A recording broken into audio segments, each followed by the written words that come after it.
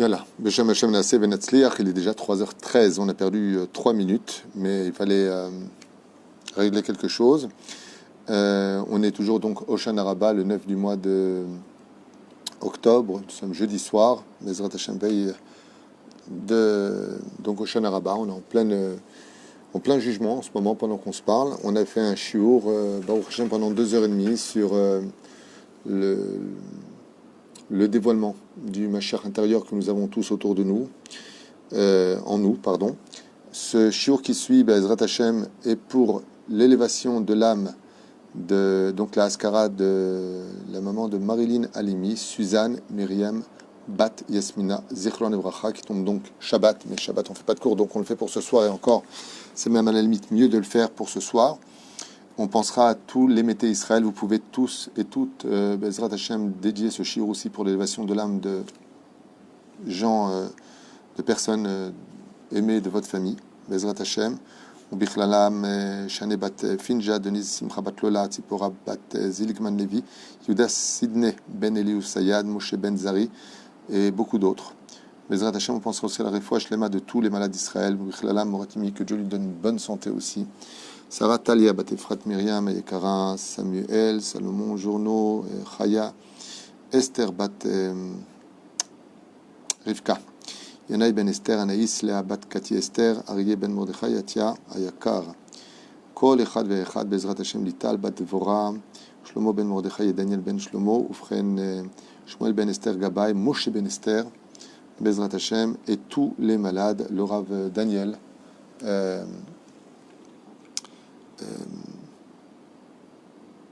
j'oublie, ça ne vient pas, c'est pas grave.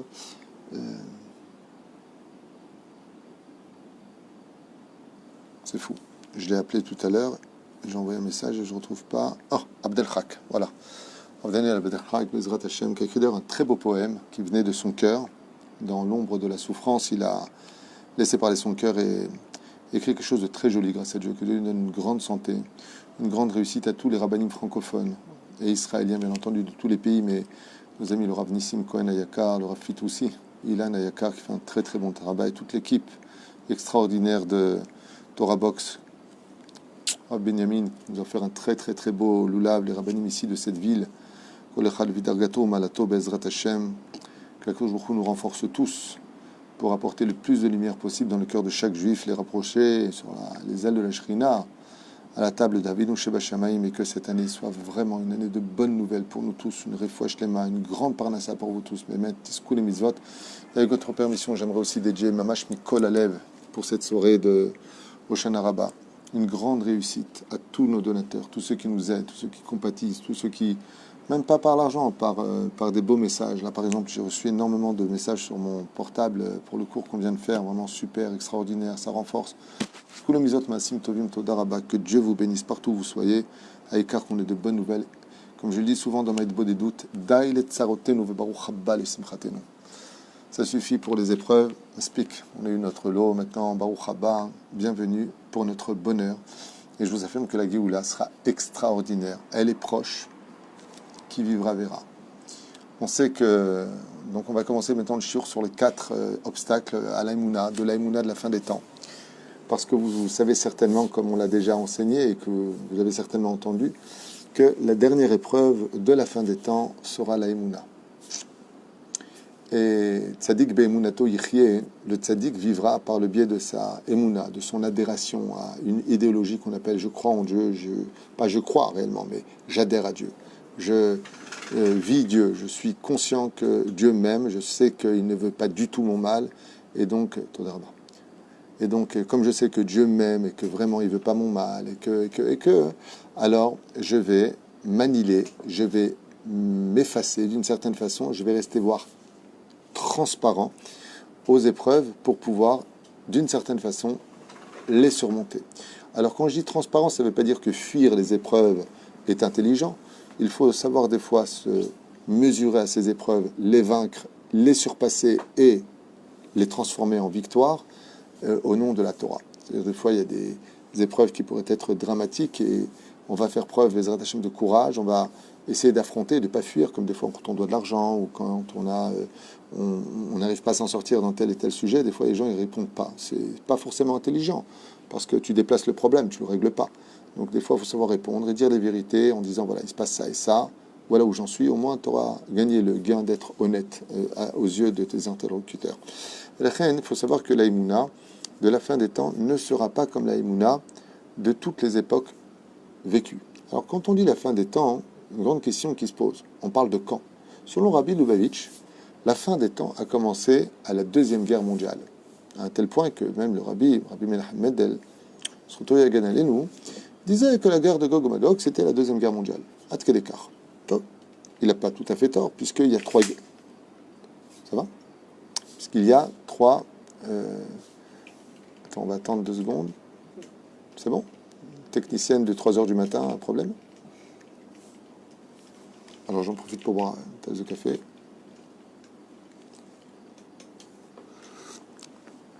Attends, rabat, très bon. C'est bon? Donc on sait que la fin des temps sera empreinte d'une imouna très très difficile. Le Rabbi avait dit d'ailleurs que, voilà, donc on a dit que la guerre du Gog et Magog, c'était la Deuxième Guerre mondiale, et patati et patata. Ça ne correspond pas à ce que disent les prophètes, mais le Rabbi sait ce qu'il dit. Pourquoi? Parce qu'il existe 3 sortes de guerres mondiales. Il y en a qui disent que la guerre mondiale, ce sera un virus à la fin des temps. Il y en a qui ont écrit comme ça, bien avant que ça arrive. Il y en a qui disent que la guerre de Gog et Magog, comme le Chafetz Chaim dit que c'est une guerre de fratricide. Le monde laïque face au monde religieux. C'est ce qu'on est en train de vivre. Chafetz Chaim, okay? Très longtemps. Ce qu'on est en train de vivre. Aujourd'hui, il y a des bagarres entre le monde laïque et le monde religieux. C'est une des élections qui ne parle que de cela. Est-ce qu'on veut un pays laïque ou un monde religieux? Toutes ces épreuves, toutes ces guerres vont commencer à taper sur le système nerveux. Et nos sages nous ont mis en garde. Quand je dis nos sages, c'est tous les sages. Dans tous les livres qui parlent de la fin des temps, c'est les mêmes dialogues. Écoutez bien les mots, ils sont courts, ils sont simples, mais ils valent de l'or. Heureux celui qui tiendra à la fin des temps dans sa émouna. Rabbi Nachman nous dit quelque chose de terrible. Alors, terrible. Il dit, à la fin des temps, l'argent sera dans les mains du mal. Dans les kochot atuma. Tu veux devenir riche, il faut avoir une mauvaise moralité, tromper, voler, mentir, arnaquer. Tu voudras être honnête, tu n'en verras pas les fruits. C'est très difficile. Quand on voit ce genre de choses, on dit « Attends, je comprends pas. Alors, tu arnaques des gens, tu fais 50 000 euros par mois et tu travailles comme un forcené, tu fais même pas 5 000 shekels par mois. » On se demande où est Dieu. Alors, ce que je vous invite maintenant, c'est à décortiquer les 4 dernières épreuves de la fin des temps sur lesquelles, Bezrat Hashem, nous aurons intérêt à rester tout à fait transparents et non seulement cela, mais nous renforcer dans la Emouna, dans la relation avec notre prochain, dans la relation avec Dieu, dans la relation avec nous-mêmes, de garder notre sang-froid et surtout d'attendre la Géoula chaque jour. Cette Géoula, elle peut venir de plusieurs façons. Elle peut venir de façon très douce, à un moment où personne ne s'y attendra. Se lèvera un homme du peuple d'Israël, très investi de Torah et de Hachamaïm, bien entendu. C'est pas simplement, comme j'ai entendu certains rabbins disaient, c'est un rôle à jouer. Non, non, c'est pas n'importe qui, Machar. C'est pas n'importe qui. C'est la plus grosse bêtise que j'ai entendue, c'est Machar, c'est n'importe qui. Le Mamashlo. Mamashlo. C'est un homme du peuple, c'est sûr, mais c'est pas n'importe qui et c'est pas un mec simple. C'est un homme qui est Regeba Torah, c'est celui qui viendra résoudre les problèmes de la Gemara qui n'ont pas été compris. C'est pas ça. On raconte une fois le Rav Shteiman à la Vachalom. Il y a un mec qui vient le voir, il lui a dit, tu sais, je suis Machar. Il lui a dit, Béhémet, qu'est-ce que je suis content de te recevoir, viens près de moi. Il lui a dit, viens, qu'est-ce qu'il y a? Il lui a dit, je comprends pas, la Gemara, il y a Mazet Teko, comment toi tu expliques maintenant ce Teko puisque tu es Machar? Il a dit, vous avez des toilettes, c'est barré. Machar, c'est pas quelqu'un qui est stam, militaire et pas dans la Torah. C'est un homme qui est investi, Geba Torah. Il est investi de Torah, il est investi de Yirat Shamayim, Marzir Atar Yoshna, il est investi d'Alachot. C'est pas simplement un rôle de ramener sioniste sans Torah le peuple vers la terre. Il y a peut-être Machar Ben Yosef qui est comme ça, selon Rav Kook. Je ne dénigre pas, il y a des références. Mais Machar Ben David, c'est sûr que non. C'est un homme pieux, c'est certain. Il n'y a pas photo sur le sujet. La reine, Bezrat Hashem, ces 4 obstacles peuvent aboutir à une bonne nouvelle, c'est-à-dire que du jour au lendemain, par le fait qu'on fasse tous les efforts, Bezrat Hashem, d'arrêter de nous juger les kafrova, mais les kafsrout, c'est-à-dire d'avoir un peu plus de compassion les uns vis-à-vis des autres, de nous remonter, de ne pas voir les défauts et de concentrer sur les qualités. Et donc on peut avoir un grand coup de chauffard qui vivra verra d'un vieux pépé du nom de Elion Nevizachour le Tov qui vient nous dire Abota et Giazman, Géoula Trem, est venu maintenant le moment de la Géoula. Et là, ce sera waouh, la fête, les chants, l'allégresse, les musiques, les danses. On sera tous heureux. Beth Amikdash, plus de problèmes des nations du monde. Ils déposeront tous les armes, comme le dit le prophète. Il n'y aura plus d'armes qui se lèvera dans le monde entier. Ce sera la fête de Sukkot pour l'éternité, puisque Sukkot Shlomecha, la fête de Sukkot, représente ceux qui savent faire le shalom.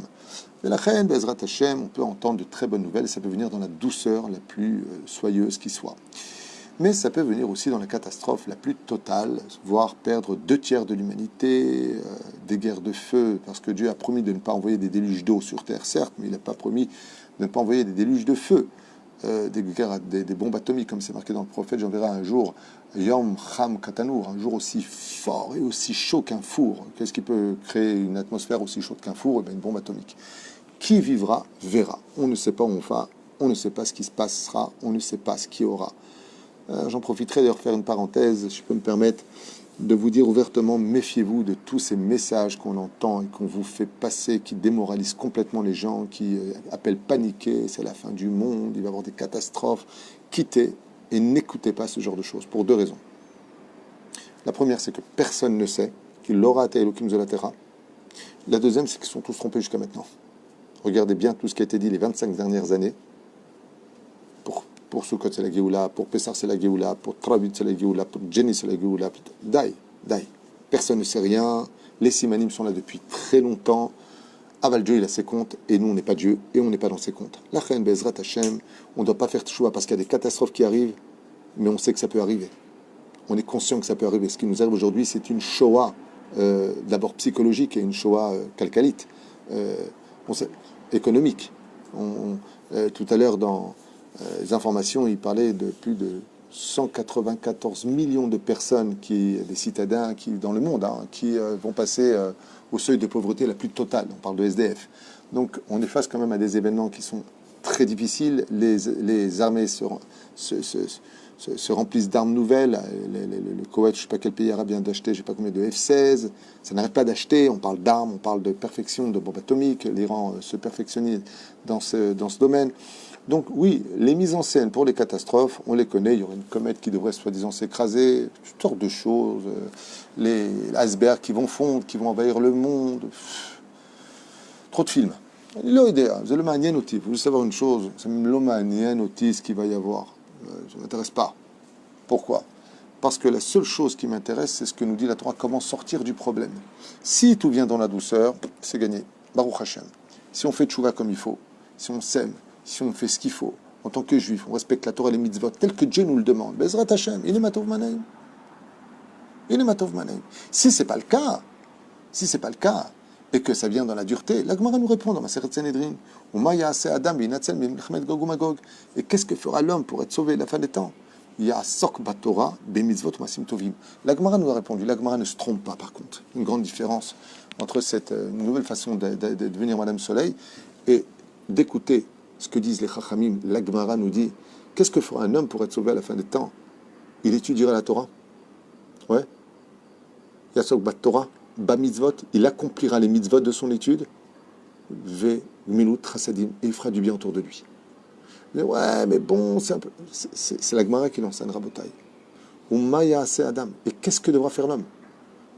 Fixe un temps d'étude, accomplis les mitzvot de la Torah, et sois bon avec ton prochain. C'est tout ce qu'on te demande. Ça, c'est la Gemara qui l'enseigne. Ceci étant, tout ça peut s'effondrer si on n'a pas l'essence même du pilier principal de ces accomplissements, c'est l'aïmouna. Qu'est-ce que tu voulais dire? Ah bon, Seuda Shlichit, c'est vrai, c'est une ségoula, c'est un remède pour éviter de subir les fracas de Gog ou Magog. C'est pour ça d'ailleurs que les Lubavitch ne font pas Seuda Shlichit avec du pain, parce qu'il dit comme c'était la Deuxième Guerre mondiale, alors on n'a plus eu besoin d'être protégé de Gog ou Magog, puisque donc ils ne font pas Seuda Shlichit, qui est caronne avec du pain, quoi. Bon, moi je n'adhère pas à cette explication, je dis que oui, c'est Rabbi l'a dit, c'est ce qu'il dit. Seulement, ce qu'ils ont oublié, c'est que selon les Chachamim, il y a 3 guerres mondiales. Il y a 3, guerres de Gog ou Magog. Il y en a 3. et celle qui est prescrite par nos prophètes, c'est que toutes les nations du monde, soit 55 pays exactement, devront se réunir au point de couvrir tous les océans contre Israël. Pour l'instant, on n'a encore jamais eu ça dans l'histoire. Donc il y a un problème avec cette explication, mais ça ne veut pas dire que c'est la dernière guerre de Gog ou Magog. Imam Israël, Zochim, Zochim, Ezrat Hashem. Amen. Alors maintenant, on rentre dans un texte très très puissant, très intéressant, de 4 petites phrases qui vont faire le sujet d'un cours que je vous conseille d'écouter. Pourquoi je vous conseille d'écouter? Eh bien parce qu'il va nous apprendre quand même des choses. Alors là, je mets mon texte devant moi. Il y a quelqu'un qui demande, est-ce qu'on fait Kiryat Shema avec toutes les brachot ou juste le Shema? Pour Arvit, toutes les brachot, il fait tout. Juste Shema Israël, il n'y a pas besoin de chanter les Te'amim, puisqu'on a dépassé Chatzot, ça se lit sans Te'amim. Avec Havana, Aval, sans Te'amim. Tov.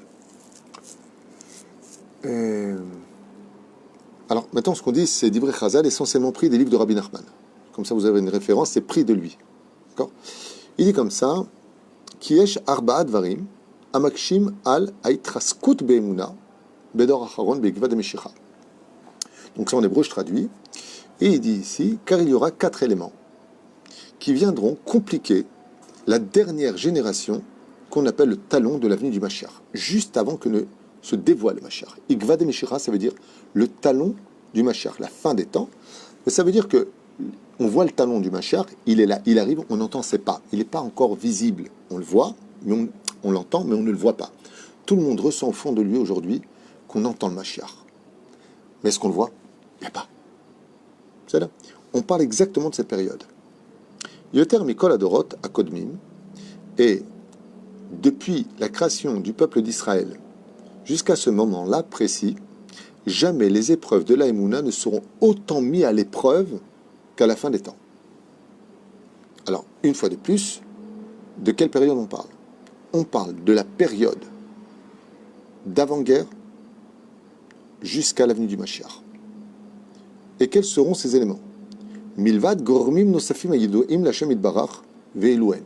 À part d'autres éléments, hormis ces 4 situations dans lesquelles nous allons être mis à la fin des temps, que Dieu seul sait. Et les voici. Donc c'est relié au Gilgulim, les réincarnations, toutes sortes de choses à payer, des choses inexplicables, la Torah qui sera totalement obscurcie, plein de choses. Aleph. Qu'est-ce qui se passera à la fin des temps qui sera capable de faire un croche-patte à notre émouna au point de trouver une personne religieuse devenir totalement laïque? Ou des personnes qui garderont l'apparence religieuse mais qui n'auront plus rien vis-à-vis d'Hachem?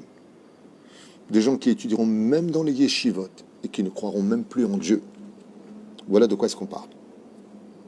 Celui qui sera capable, nous disent des sages, de rester transparent, je vous donne les solutions, de ne pas prendre à cœur, de s'attacher à la Torah et au mitzvot, comme un homme qui s'attache à une bouée en plein océan, par idéologie, par amour pour Dieu, et qui a confiance au message de la Torah, vivra la Géoula dans toute sa splendeur. Heureux celui chez Echos Be'emunato Ba'acharit Hayamim, heureux sera celui qui tiendra sa émouna de toutes ses forces à la fin des temps et ne tombera pas. Petit 1, ça va? On est un instant, on est en train d'arranger. Ok. Azman ou Zman Idgalut Sharanun Mishare Tuma. Première chose, c'est que aucunement dans l'histoire de l'humanité, on atteindra le 50e palier d'impureté. Le Sharanun, c'est-à-dire le 50e palier d'impureté. 50e.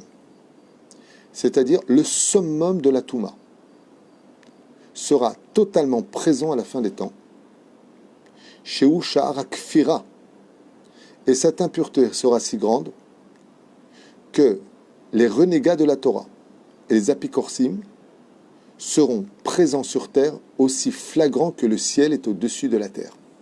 C'est exactement ce que l'on vit.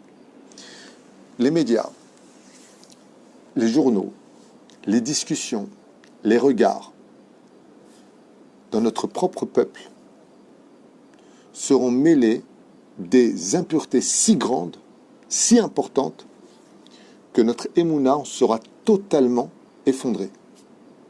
Totalement effondrée. comme jamais on l'a vu dans l'histoire. Quand tu lis les biographies de nos sages, d'avant-guerre, que tu vois que quand, par exemple, dans une ville, le rabbin de la ville, comme une fois ça s'est passé avec Rabbi Israël Miradin, le Chafetz Chaim, qui avait envoyé un message à un juif parce qu'il avait ouvert sa boutique le Shabbat. Un juif. Combien le juif avait pleuré. Combien le juif avait pleuré. Il avait fermé sa boutique parce que le Chafetz Chaim s'est mis à pleurer.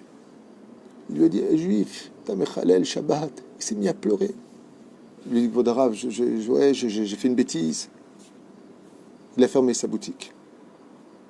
Aujourd'hui, on se bat pour que les canyonimes restent ouverts le Shabbat, pour qu'il y ait des bus qui roulent le Shabbat, pour que les avions atterrissent le Shabbat. Jamais on n'aura connu une telle kfira, un manque de respect vis-à-vis de la Torah et des lois, à un tel degré que ça va engendrer une deuxième impureté. Et vous allez voir qu'en réalité, ils sont tous reliés l'un à l'autre. C'est incroyable. Ce que nous livre ici les 4 barrages de la Emouna, de la fin des temps, c'est un engendrement qui bémet à toutes les raisons pour faire de nous aujourd'hui ce qu'a dit le Rav Ovadia Yosef. Maran Rav Ovadia Yosef Zatzal a dit, sachez une chose, comme ça, Maran Rav Ovadia Yosef, il a dit très simplement, celui qui sera religieux à la fin des temps, pratiquant, le mot religieux c'est pas ce que je veux dire, mais qui restera attaché à la Torah, les mitzvot de la Torah, Ken, il sera plus grand que les Tanaïm, plus grand que Rabbi Akiva. Parce que la kfirout qu'on connaîtra aujourd'hui, avant la kfirout, elle venait de qui? La kfirout, ça veut dire le combat contre la Torah, le fait de dire que la Torah c'est faux, que les prophètes c'est faux, que l'assimilation, elle venait des goïms. Mais nous, entre juifs, on avait quelques renégats, mais pas comme ça. À la fin des temps, il y aura un combat où tout ce qui touche à l'information, tout ce qui touche au mensonge sera au summum de la connaissance. En d'autres termes, comme dit la Gemara dans Sota, la vérité disparaîtra, seul le mensonge sera sur terre.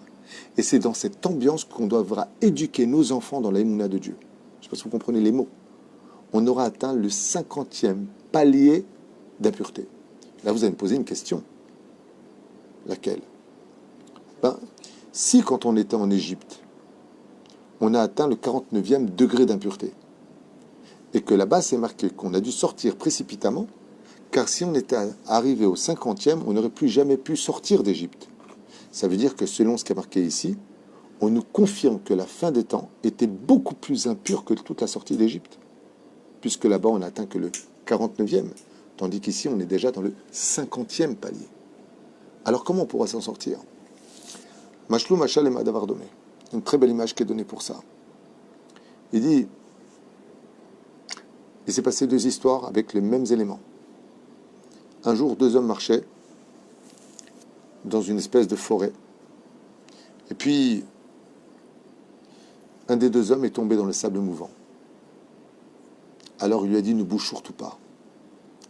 Parce que tu es en train de t'enfoncer et j'ai peur de te perdre de vue. Et si je te perds de vue, je ne pourrai plus jamais te récupérer. Alors cette personne a essayé désespérément de lever les mains doucement pour montrer là où il se trouve.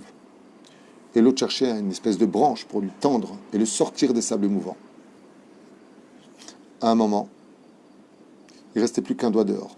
Alors il n'a pas eu le choix que de frapper très fort au niveau de sa main pour le rattraper avant qu'il ne disparaisse étouffé dans les sables mouvants. Et il a pu le sortir. C'était la sortie d'Égypte. Le deuxième cas, c'est que les 2 hommes qui marchaient étaient attachés par une corde, ou plutôt par une chaîne, une très belle chaîne. Ils ont dit, on ne sait jamais ce qui nous arrive. Et voilà qu'un des 2 hommes est tombé dans les mêmes sables mouvants. Alors il lui a dit, t'inquiète pas, je te sors de là. Il lui fait vite, je suis en train de disparaître. Il lui a dit, prends juste ton souffle, ne t'inquiète pas. Fais-moi confiance, retiens ta respiration, car même si tu vas au fond des sables mouvants, comme tu es attaché par une chaîne, de là où tu es, je te sortirai du problème. Avant le don de la Torah en Égypte, on n'était attaché à aucune chaîne, ce qui fait que Dieu, tant qu'il voyait un doigt qui existait, Etzba Elohim, il a pu nous sortir du pays d'Égypte, mais vite, avant le 50e. Mais après le don de la Torah, En Yehush Klal Baolam, il n'y a pas de désespoir. Parce que même si on s'assimile au plus profond du 50e palier d'impureté, étant donné que la Torah maintenant nous relie à Dieu par un contrat immuable, alors automatiquement, même si on a atteint le 50e degré d'impureté, qu'on s'est enfui à l'intérieur des sables mouvants, Dieu tirera simplement sur la chaîne de la Géoula pour nous sortir immédiatement de la Touma à la Kedusha.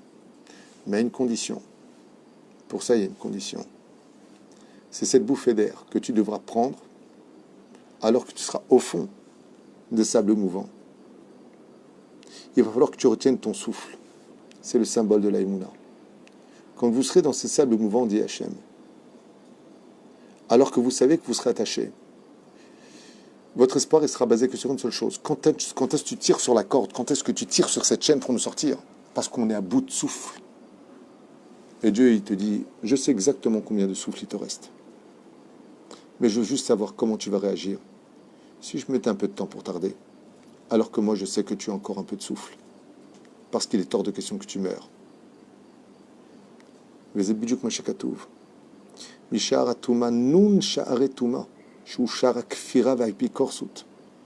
gens viendront lutter contre la Torah.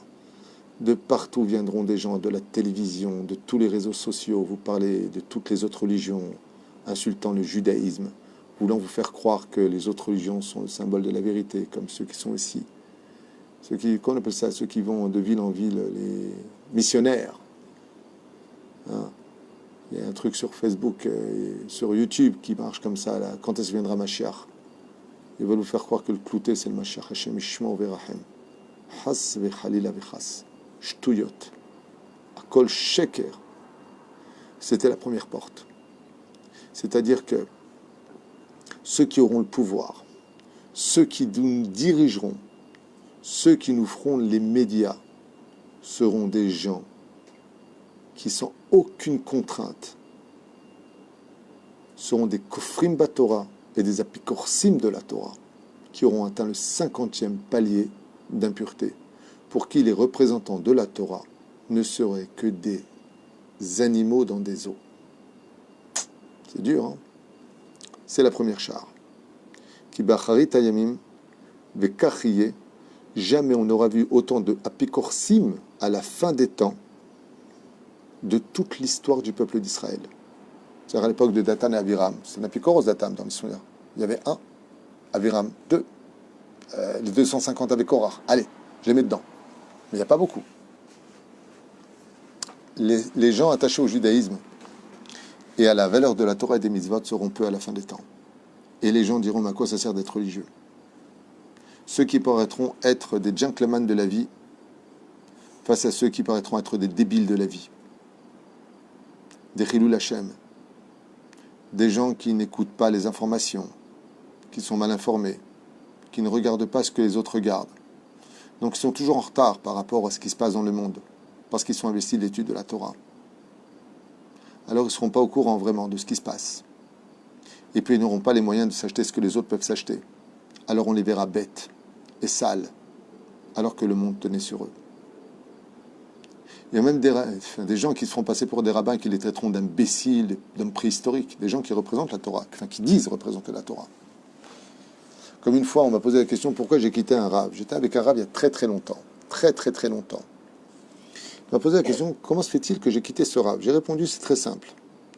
Je ne peux pas fréquenter un rave qui ne trouve que du mérite aux chilonim, aux gens profanes et que des accusations au monde de la Torah. Fuyez ces gens-là comme la peste. Je vous le dis.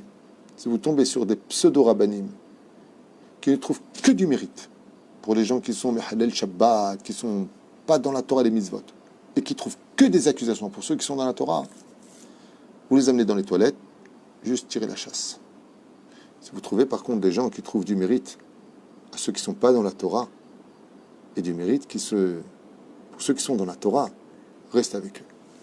Ce sont de bons rabbanim. Les autres, c'est des trafiquants de drogue, trafiquants de traluites d'études, qui instaurent la haine du monde religieux. C'est le Korah des temps modernes, ou Fomessi des temps modernes, je ne vais même pas perdre de temps avec eux. Donc c'est la raison pour laquelle j'avais quitté ce pseudo-rave qui ne cessait de trouver que du mérite pour tous les chilonim. Ils ont toutes les raisons du monde de l'être, et le monde religieux, que des mauvaises choses à dire sur eux. Hachem Ishmor. Moi je préfère quelqu'un qui trouve du mérite à tout le monde. Voilà. Tov, deuxième chose, qui viendra comme obstacle à la Emouna à la fin des temps. Première, donc n'oubliez pas, l'atmosphère sera donc, c'est ce que tu avais dit dans le shiur précédent, totalement impure du Nun Sharetuma. mais surtout on sera entouré de gens, et je connais une personne qui est partie travailler, qui avait beaucoup d'émouna, partie travailler avec des gens qui sont kofrim batora, des réformistes, et cette personne n'est autre qu'une réformiste aujourd'hui. L'opachot veloyeter. Ça veut dire, quand tu rentres dans une parfumerie, tu sens le parfum, tu rentres dans une porcherie, tu sens le porc. En malasot. Zamatsav. Shem Yazor. Deuxième chose, bête.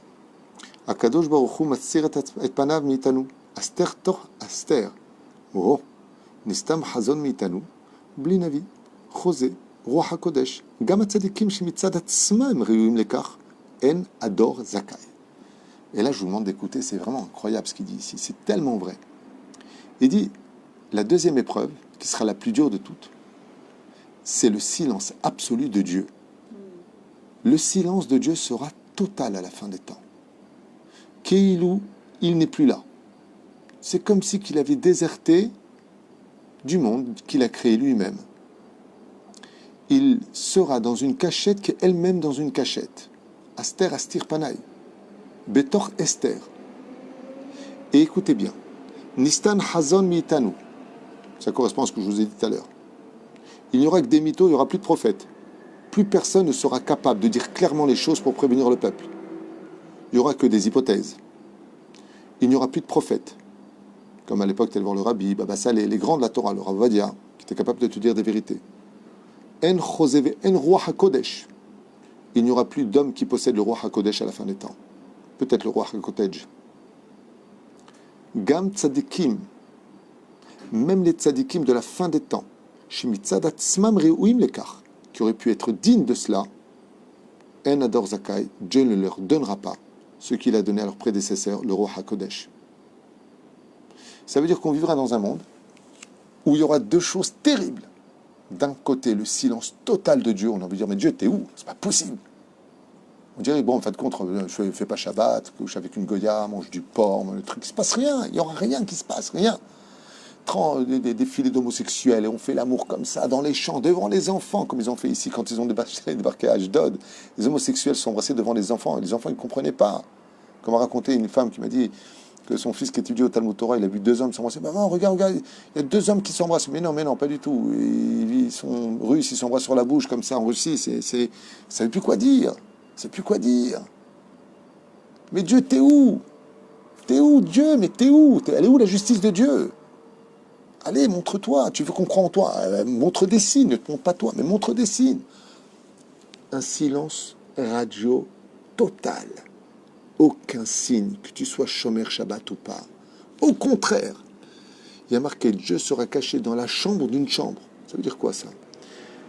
Ça veut dire que ce sera tellement caché, la providence divine, elle sera tellement, on dirait tellement que le monde sera sans Dieu à la fin des temps, que celui qui sera dans le mal, ben il réussira. Celui qui sera dans la vérité, il sera en bas de l'échelle. Et on a envie de dire, mais Dieu, t'es où? Qu'est-ce que tu fais de nous? Tellement ce sera caché. Et les tzadikim de la fin des temps, eux-mêmes, ne seront plus capables de dévoiler ce qui se passera demain. Ça me rappelle quelqu'un de grand, enfin pas super grand, mais quelqu'un de grand quand même, qui avait dit à une époque, n'achetez surtout pas d'appartement, les prix vont s'effondrer. Je parle de ça il y a 15 ans. Tous ces élèves qui pouvaient acheter ne peuvent plus acheter. Faire très attention. Et c'est ce qu'il dit. Afil ou otam tzadikim qui bemet mitzad atzmam était digne d'avoir le roi HaKodesh. Dieu, même ça, il le retira. C'est-à-dire qu'on n'aura même plus de personne pour nous guider clairement. Si ce n'est que tous ces messages qui affolent le monde entier de la catastrophe finale, vous allez mourir, c'est la fin des temps, une comète va s'écraser, la bombe va être rivée. Et comme j'ai dit, déjà que les gens sont à bout, si en plus tu en rajoutes, oui, je le dis moi, je le dis à voix haute. Je dis que les juifs de Galout, les Hémet, doivent se préparer et s'orienter vers la Aliyah. Ça, je le dis depuis des années. C'est là. Mais quittons la catastrophe. Ken. Il y a quelqu'un qui demande, c'est Nathalie, les 36 tzadikim cachés ne seront plus là? Selon le Ramban, il y a 36 tzadikim dévoilés et 36 tzadikim cachés. Ils sont présents à toutes les époques. Mais les cachés, comme ils sont cachés, on ne les connaît pas. Donc on ne peut pas aller les voir. Ça peut être votre voisin. Par exemple, nous on a un avraire qui s'appelle le Rav Baruch. Pour moi, c'est certain que c'est un des 36 tzadikim sur lequel le monde repose. C'est évident. On a l'arabe, le Shlomo Yehuda. Talmid Chacham Atzum, respecté, aimé de tous. C'est évident que c'est un... Bon, lui, il est dévoilé aujourd'hui, donc c'est un tzaddik dévoilé. Le Rav Yitzhak Yosef, le Rav David Yosef, les enfants du Rav Yosef, c'est tous des tzaddikim. Baruch Hashem, le Rav Zamir Cohen, les gens qui font du bien autour d'eux. Baruch Hashem. Beaucoup de tzaddikim.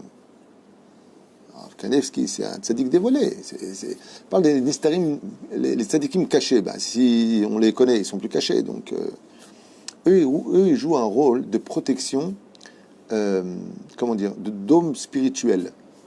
On ne voit pas, mais ils sauvent le monde. Il y a 36 tzaddikim cachés et 36 tzaddikim dévoilés. C'est là. Rav David Abu Hatzera, c'est des gens qui sont connus. C'est là.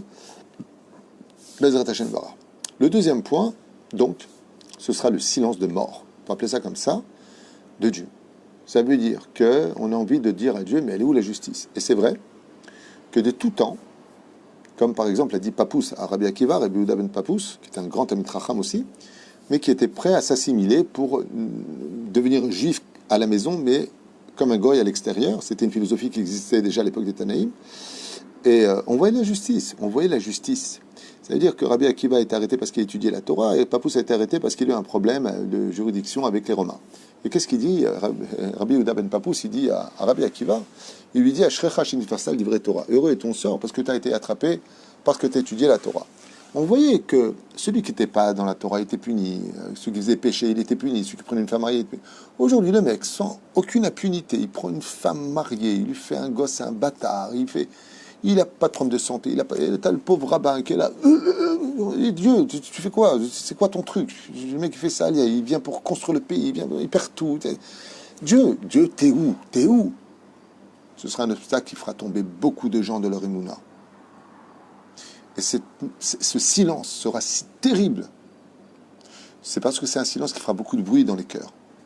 On a envie de dire à Hachem, regarde, on veut étudier la Torah, on veut faire Torah Mitzvot.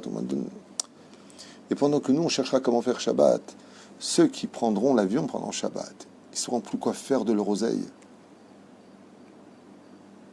Ce sera terrible comme épreuve. Les mondes seront inversés.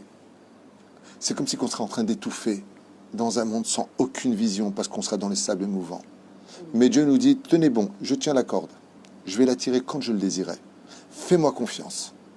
Est-ce que tu tiendras ou pas? Zéchéla.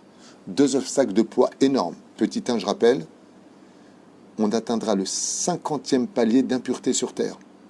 Ça veut dire la pornographie, excusez-moi pour le temps, pour sera à portée de main de tous les enfants, de tout homme.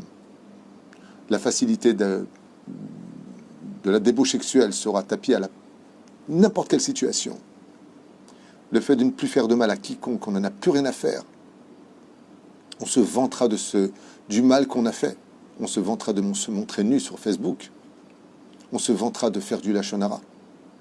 On se vantera de tous les mâles à la fin des temps. Les portes de la picorsoute et de la kfira seront summum comme jamais dans l'histoire ça a été connu. Première chose. Deuxième chose, un silence de mort venu du ciel, comme si que Dieu n'existait plus, chas veshalom. Tellement Dieu se cachera pour ne pas le laisser apparaître.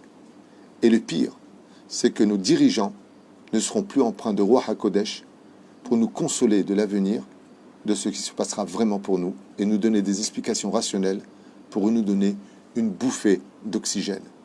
Terrible, hein, ce qui est marqué. Troisième, vous voulez entendre? Troisième épreuve. Ribou la Sevel. Les souffrances de la fin des temps. Haïsourim ve'atzarot. Les malheurs et les complexités de la fin des temps. Haruchaniut vagashmiut miprinat velo shamu el Moshe mikotzer ruach mavoda kasha. Alors, écoutez bien. Quand Moshe est venu libérer les enfants d'Israël, vous vous rappelez ce qui s'est passé? Moshe arrive. Shalom, shalom. How are you? Fine, thank you and you. Ok. Moshe dit, vous me reconnaissez, je suis le prince d'Égypte. Ouais, on te connaît, ouais, qu'est-ce que tu veux? Dieu m'a parlé et il m'a dit de vous libérer. Ah ouais? Ok, il y a un code pour ça. T'as pas de témoin, on peut pas te recevoir. Très bien, ils ont raison. Les enfants d'Israël ont raison. Je peux pas dire, tu imagines si tous les tarés qui arrivent en disant Dieu m'a parlé, je suis le machère, on s'en sort plus. Et il y en a des tarés. Il y en a à l'appel. Mais très intéressant de voir que Moshe, Pourquoi est-ce que Bémet, il a dit à Dieu, mais pourquoi tu fais ça? Parce que le Mashiach devait connaître un code, qui était les mots de Pakod Ifkod. Et ils lui ont dit, si tu es Mashiach, alors donne-nous ce secret-là. Et Moshe va leur dire, Pakod Ifkod. Les anciens, qui connaissaient ce secret, vont dire à Moshe, qui était donc prince d'Égypte, effectivement, tu es le Mashiach. Si tu as été capable de donner ces deux noms-là, c'est que la providence divine t'en a investi. Effectivement, c'est Dieu qui le donnera à Moshe avant qu'il parte. Tu leur diras Pakod Ifkod, et Ben Israël. Et pourtant, les enfants d'Israël vont prendre des pierres et lapider Moshe. Ils vont lui dire casse-toi. Casse-toi, on ne veut pas de toi, tu nous saoules. D'où est-ce que ça vient? Ils étaient tellement dans la souffrance, tellement battus, tellement dans l'esclavage, tellement soumis à la douleur, qu'ils n'étaient plus aptes à entendre parler de la rédemption finale, de la Géoula. Le mot Géoula ne rentrait plus dans leurs oreilles. De combien de pourcents on parle? 80%. Le Maharsha dans Masechet Shabbat nous dit, à la fin des temps, les souffrances seront tellement nombreuses, les mauvaises nouvelles, la situation sera tellement difficile, que quand on dira, si Dieu veut Mashiach arrive, on répondra, ça va, tu me saoules, Mashiach. Les Juifs montent en Israël, ça va, tu me gonfles, pourquoi vous êtes mieux vous en Israël, il n'y a pas des coups de couteau en Israël, il n'y a pas de problème de coronavirus, il n'y a pas de problème d'argent. On sera complètement aveuglé. Pourtant, les arguments seront bons. Comme je vous l'ai dit, le mensonge prendra la place de la vérité, et la vérité prendra la place du mensonge. Un truc de fou. Écoutez bien ce qu'il dit, dans le troisième argument de ce qui pourra ébranler la émouna de la fin des temps. Ribou Yasevel, les souffrances se multiplieront tellement, Vaïsourim et les épreuves, les tsarot, les malheurs, Rouchaniut Begashmiut, aussi bien dans le domaine spirituel que matériel, seront du même niveau par contre, donc là pas quelque chose d'inconnu, que la sortie d'Égypte. Ça veut dire que quand aujourd'hui on parle de fêter Pessah, on est complètement concerné par tous les malheurs qu'on subit aujourd'hui. La fin des temps sera empreinte d'une telle situation qu'on n'aura pas le temps de se sécher les larmes d'un malheur qu'on en aura déjà un autre qui tape à la porte. Ça n'arrêtera pas. À un tel point qu'on ne sera même plus à l'écoute des signes de la Géoula. En disant, vous savez quoi, vous me gonflez avec votre Géoula, votre Mashiach, ça va, stop, c'est bon. Comme ils ont fait à Moshe Rabbeinu. C'est ce qu'il dit ici. Vélo Shamo El Moshe, Mikotzer Ruach, Abodakasha. Ils étaient tellement à bout de souffle, tellement ils n'en pouvaient plus, tellement le travail était insupportable. Suer, sans goût, sans lendemain, sans avenir, qui, quand le Mashiach est venu, ils l'ont dit casse-toi. C'est ce qu'on dit un peu aujourd'hui. Hein. Mais c'est exactement ce qu'il dit, c'est la fin des temps. Tu réponds à ce que je viens de dire. Il dit c'est ce qui se passera à la fin des temps. On arrivera au même stade psychologique que les Hébreux en Égypte il y a 2350 ans à peu près. 2333 ans, un truc comme ça, peu importe. 3333 ans. On sera dans la même situation. Dans un rouage de tellement de métro, boulot, dodo, qu'aujourd'hui la seule chose qui compte c'est quoi? Donne-moi un loto, égare ta Géoula. Donne-moi de l'oseille, je m'arrange, je m'en fous, c'est bon. C'est bon Hachem, t'as trop tardé.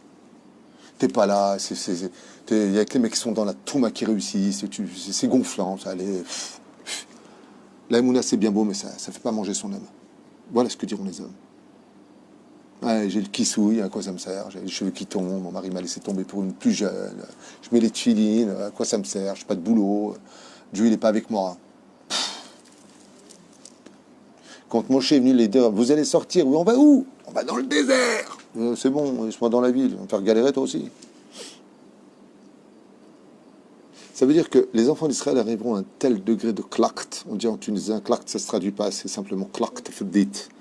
À un tel niveau de klak, tellement stop, que même les promesses de la réjouissance n'auront plus d'effet dans les oreilles. Ça veut dire que les promesses de la Géoula n'auront plus leur effet dans les oreilles. Elles ne rentreront plus dans les oreilles. Il y a quelqu'un qui dit, est-ce que le fait de parler tout le temps du Mashiach est bien?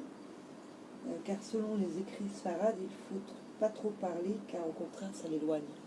C'est très juste ce qu'il dit, c'est l'enseignement du Ben Ishraï. Le rabbi Lubavitch a été contre. Il y a plusieurs façons de le comprendre.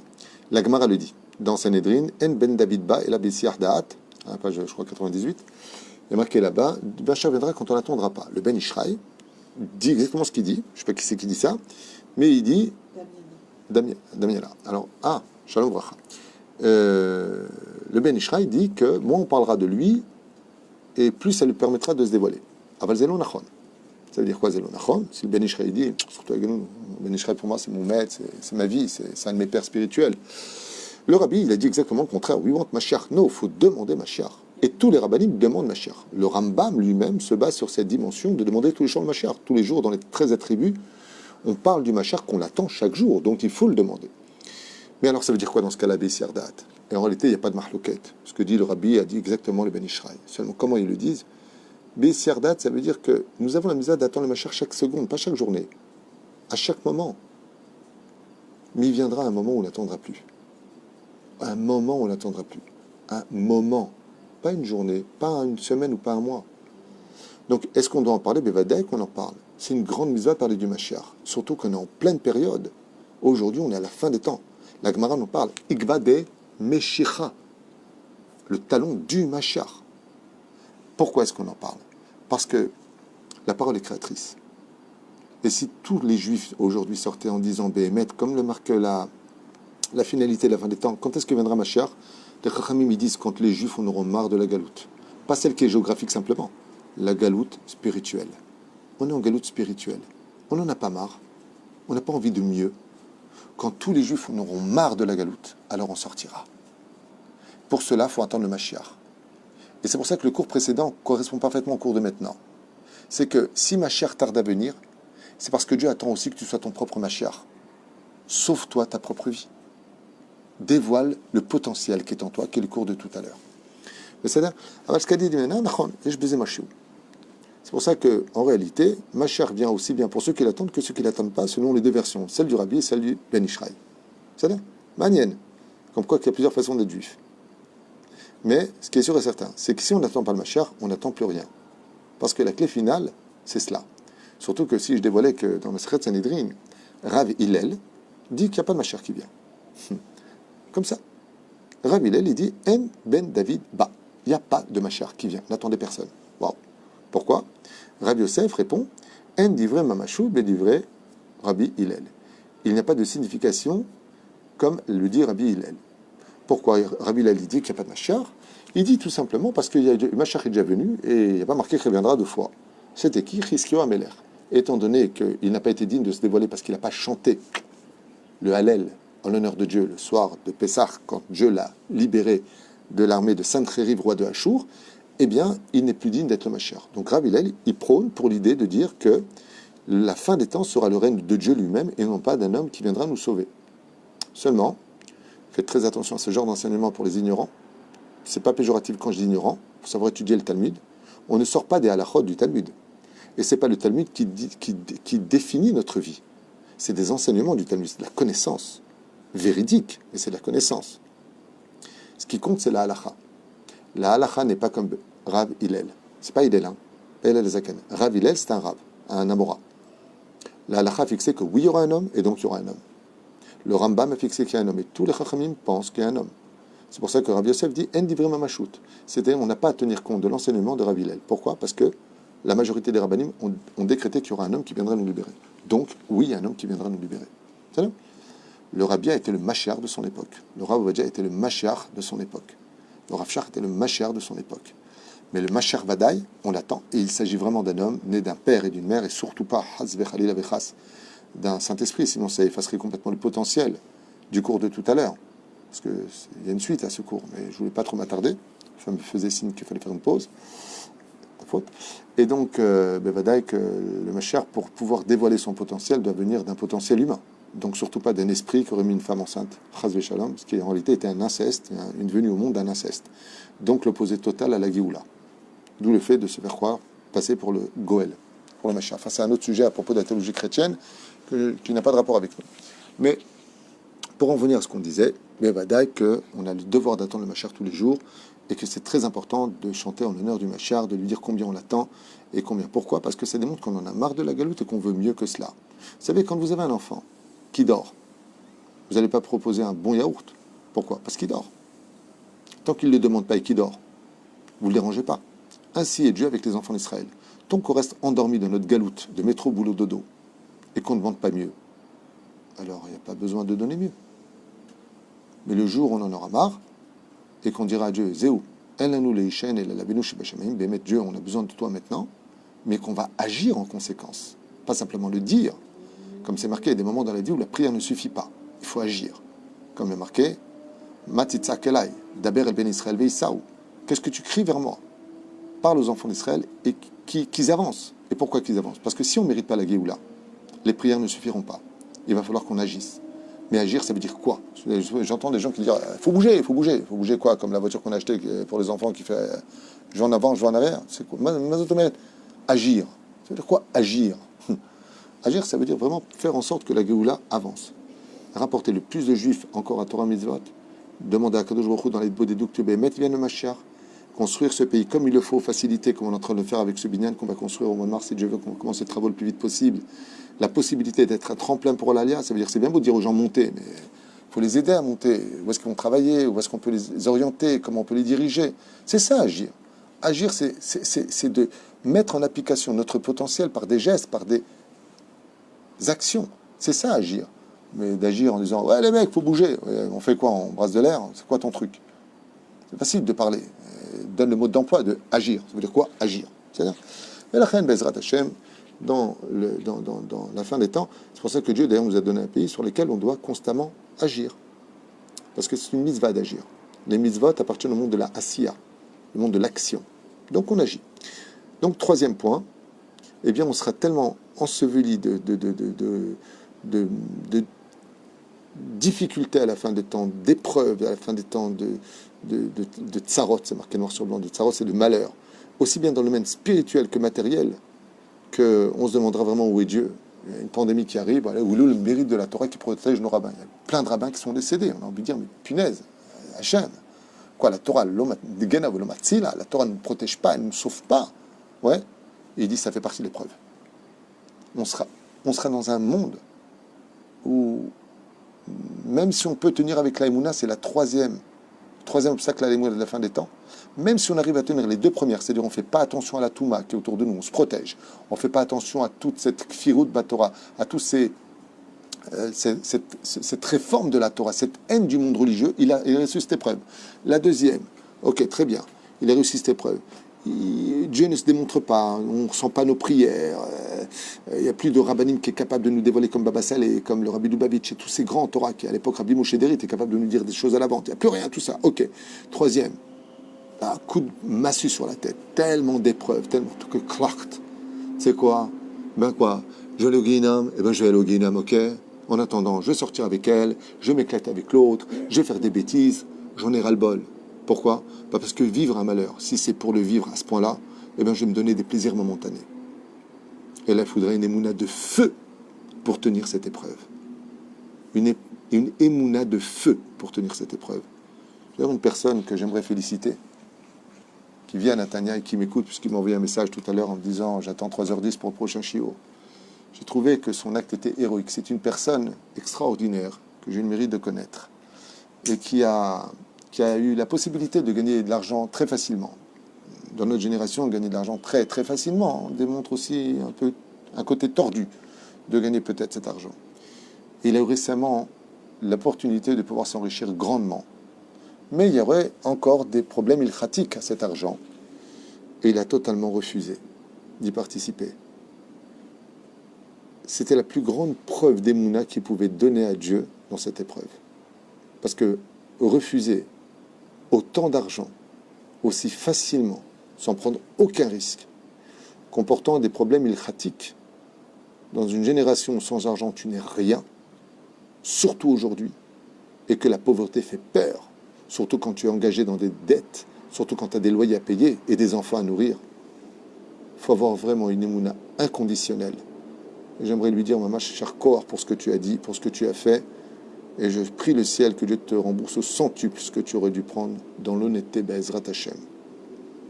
Comme je le dis souvent, chers amis, mieux vaut manger une petite tarte bien fraîche qu'un grand gâteau périmé.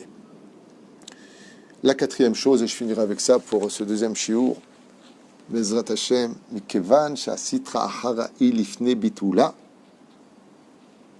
מתאמצת להילחם במלוא העוצמה והכוח. Étant donné, nous dit ici, au nom de Rabbi Nachman. Alors je ne connais pas les livres ici, il ramène tout au nom de Rabbi Nachman. C'est-à-dire, il dit ici, étant donné que toutes les forces du mal vont s'éteindre définitivement, les Krata-Géoula, à l'image d'une bougie qui, avant de s'éteindre, la flamme, juste avant de s'éteindre, qu'est-ce qu'elle fait? Elle monte, elle grandit au maximum de ce qu'elle pourra. Les forces du mal, à la fin des temps, vont grandir dans le monde comme jamais elles n'ont existé, ni à Sodome et Gomorrhe, ni à l'époque du déluge, ni à l'époque du Dora Plaga. La Sitra Achra sera son summum, car elle sera vouée à s'éteindre pour l'éternité, et cela n'appartiendra qu'à la dernière génération sur laquelle nous devrons tenir une émouna, étouffée par ces 4 éléments, qui sont, et je clôture avec ça, je le répète encore, parce que c'est exactement ce qu'on vit, c'est le journal télévisé, on ne peut pas être plus fort que ça. On donnera après, Bezrat Hashem, un petit sikou, mais on répondra à vos questions si vous en avez. Petit 1, on atteindra le 50e palier d'impureté, où tout sera permis. Il n'y aura plus de limite à rien. Les apikoros seront présents partout, et leur philosophie gagnera du terrain dans les maisons. Akadosh Baruch Hu sera totalement absent, paraîtra totalement absent. Il se cachera dans les profondeurs des chambres les plus secrètes, il dit ici. Il n'y aura plus réellement de tzadikim qui seront capables de nous guider vers les vérités de demain. Ça veut dire quoi? Oui, au niveau de la Valacha, de la Bezrat Hashem, on aura Emouna, mais plus comme les prodiges des grands qu'on a connus précédemment, qui étaient capables de dévoiler les réalités de ce monde, ce qu'on appelle Chozim ou Balero HaKodesh. Peut-être qu'il y en a encore un ou deux, je ne sais pas, mais en tout cas, c'est vrai que beaucoup de gens m'ont dit, vous ne connaissez pas un Baba Salé, vous ne connaissez pas un vrai Mekoubal. Un vrai Mekoubal. Avant, tu avais un problème, une fille qui était possédée, un Mekoubal faisait un Shemot sur place, il l'a libéré. Rabbi Moshe Deri faisait ça. On l'a connu de nos propres yeux. Il n'y a plus ça, il n'y a plus. Il n'y a plus. Et bien, c'est vrai qu'il n'y a plus. Akadosh Baruch Hu, donc, il se cachera. Pour finir, il dit ici, les malheurs et les épreuves seront si nombreuses qu'on restera sourd à la dimension d'être libéré ou d'un machar qui viendra tellement on en aura marre. Il faudra tenir dans la Emouna avec cela. Et pour finir, les forces du mal seront si grandes dans le monde qu'elles prendront toute leur légitimité car elles seront sur le point de s'éteindre. Du monde d'en haut comme dans le monde d'en bas, les forces du mal seront au summum de leur potentiel, comme jamais dans l'histoire elles ont existé. Et il faudra tenir avec le sourire, avec l'aïmouna dans les mains, rester transparent, ne pas prendre à cœur, comme des gens qui ont totalement compris que tout ça n'est qu'une mise en scène pour nous donner le mérite de vivre la Géoula finale à travers de « alors, qui m'attendait ?» Quand est-ce qu'on a vu ça? Quand est-ce qu'on a vu ça, cette épreuve? Et c'est exactement ce qui s'est passé quand Moshe est monté au Har Sinaï pour chercher la Torah. Ils n'ont pas su attendre. Et qu'est-ce qu'ils ont fait? Le veau d'or. Il y avait juste 6 heures à attendre. On n'a pas su attendre, on a plongé pour 6000 ans de réparation. Quel? Ben là, il y a des gens qui disent que c'est un super cours, mais qui fait peur. Non, bien au contraire. Moi, quand j'ai lu ça, j'ai eu que le sourire sur les lèvres, parce que ça n'enlève rien à la réalité. Pourquoi? Vous avez découvert quelque chose? Vous avez appris quelque chose de nouveau? Vous n'êtes pas au courant que les forces du mal dirigent tout? Vous avez des signes de Dieu, vous? On a des miracles, c'est Dieu, on vit des choses incroyables. Mais est-ce que Dieu se dévoile comme avant, comme en Tunisie il se dévoilait? Vous savez, les histoires que gens... Lisez les biographies de nos rabbinim. Ashkenaz, Sfarat, du Yémen, de où vous voulez. On voyait Dieu. Là, on voit Dieu. On voit quoi? On a mis notre émouna dans les médecins, on n'écoute plus les rabbinim. Et quand on écoute, c'est des fois des charlatans qui font n'importe quoi, qui donnent des bonbons en guise de médicaments, ou je ne sais pas ce qui se passe, j'en sais rien, je ne rentre pas dans les détails. Mais vous avez appris quoi? C'est un super cours, mais en quoi il y a une mauvaise nouvelle? Est-ce que vous avez appris un truc nouveau? Non. Non. Ce qui est incroyable, c'est que ce texte a été écrit il y a plus de 210 ans, pardon. et qui dévoile ce qui se passera à la fin des temps. Et pour moi, c'est un journal télévisé. C'est exactement ce que l'on vit. Nous, la question est de savoir quoi? La question est de savoir que, ok, ça, c'est des vérités dévoilées. Alors, qu'est-ce qu'on en fait? Eh bien, ce qu'on apprend, c'est que c'est une mise en scène. Et qu'il faut tenir. Moi, quand j'ai lu ça, j'en ai rigolé. Parce que, excusez-moi, mais si je vous montre ce qui a marqué, qu'on est arrivé au summum de l'impureté, vous n'êtes pas au courant, que la pornographie sera présente dans toutes les démons, vous n'êtes pas au courant, qu'il y aura plein d'apicorsim, mais qu'il y a des gens... L'akfira sera la religion de la fin des temps, ça veut dire ceux qui dénigrent toute la Torah, c'est les ch'touillottes, que Akadosh Baruch Hu disparaîtra, qu'il y aura un silence absolu. Ma mère... Ah, ouais. Nertam, Hazan, Meitanu, on verra plus de vrais Mekoubalim comme on les a connus à l'époque, des gens qui étaient capables de nous diriger, de nous dire des pures vérités. Ça n'en est vraiment l'équipe de notre génération, bien sûr. Que les souffrances seront répétitives, qu'on sera dans un grand problème spirituel et matériel, que si vous spirituel, on ne peut pas prier, on n'a pas le droit de se réunir dans le Beth Knesset, on n'a pas le droit de rentrer dans les yeshivot, c'est une catastrophe, ça fait des mois et des mois que nos enfants sont sans yeshivot. Niveau financier, c'est une catastrophe ce qui se passe, mais Prinat, El Moshe, on n'écoutera plus nos dirigeants tellement on en aura ras-le-bol, ouais c'est bon, on en a ras-le-bol, et que la citra sera à son summum. Excusez-moi, mais en quoi il y a un truc qui dérange? En quoi? Je vois pas. Par contre, ce que je trouve de merveilleux... Ça dérange, pas que ça dérange. Dans le sens où on le vit déjà, non. alors quoi, ça va être pire? Non, ça veut dire qu'on est en plein dedans. Oui, mais est-ce que ça va être pire? Non, tu sais ce que ça me rappelle? Tu sais ce que ça me rappelle? Tu sais ce que ça me rappelle? Quand je suis parti me faire opérer à l'époque, j'ai dit au chirurgien, on commence quand? Anesthésie locale. Il m'a regardé comme ça, il m'a dit, j'ai fini.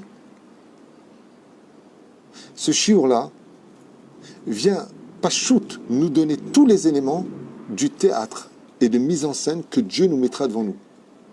Tout ce qu'on vit, c'est tout simplement parce que Dieu est resté caché. Vous savez pourquoi il est caché? Parce qu'il a jamais été si proche de nous. Quand quelqu'un est proche de toi, à un tel degré, étant donné que, comme le dit dans Colette, Dieu est dans le ciel et il nous regarde sur terre, mais quand Dieu sera sur terre pour dévoiler la Géoula finale, on ne le verra plus. C'est en réalité quand on dit que Dieu se cache, c'est pas qu'il se cache, c'est qu'il est on ne peut plus présent. Et il y a un très très beau message qui a été lancé. Ici, on est face à quoi? Un examen. Oui. Est-ce que c'est logique dans ce cas-là que quand il y a un examen, on est un peu angoissé? Oui. Est-ce que le professeur parle pendant l'examen? Non. Il est là ou pas? Il surveille. Mais est-ce qu'il est là ou pas? Oui. Donc vous voyez, quand on est en plein examen, on n'entend pas le professeur. Il regarde ce que l'on fait. On a l'impression qu'il est absent. On ne peut pas se parler les uns des autres. D'accord? On est dans une angoisse à savoir ce qu'on va réussir au passé de notre examen. C'est exactement là où on est. Seulement, il y a un chauffard qui arrive. Et ce chauffard nous annoncera Bezrat Hashem la fin des temps. C'est-à-dire que quand tu vois que ces textes-là nous ont été écrits il y a déjà plus de 2 siècles en arrière, au nom de Rabbi Nachman, et que c'est exactement ce que l'on vit, ça veut dire quoi? On est en fin d'opération. Donc, Baruch Hashem. Maintenant que j'ai compris que c'est un plan divin, je vais raviver Maïmouna. C'est le but de ce chiour. Donc celui qui écoute ce chiour, qui n'a pas le sourire sur les lèvres en disant « Chérie, on reprend Bezrat Hashem, le flambeau de l'Aïmouna, à Kol Beseder Gamour. » J'ai compris que c'était un plan. Je vous donne un exemple. Je m'excuse, je vous donne un exemple. Vous avez tous connu quand même à la Foire du Trône les fameux tunnels où tu rentres comme ça, tu sais, c'est des maisons hantées. Comment on appelle ça, la Foire du Trône? Tu sais, quand tu rentres comme ça à un endroit? Maison hantée? Maison fantôme. Vous vous rappelez de ça? Quand on allait là-bas, vous savez, vous rentrez dans une espèce de charrette sur des rails, et vous allez rentrer comme ça, et puis d'un coup, tout est noir. Et t'as un sorcier, comme ça, vous vous rappelez ou pas? Ouais. Est-ce que vous vous rappelez des réactions qu'on avait? On criait, Nachon, et on était mort de rire. Vous vous rappelez ou pas?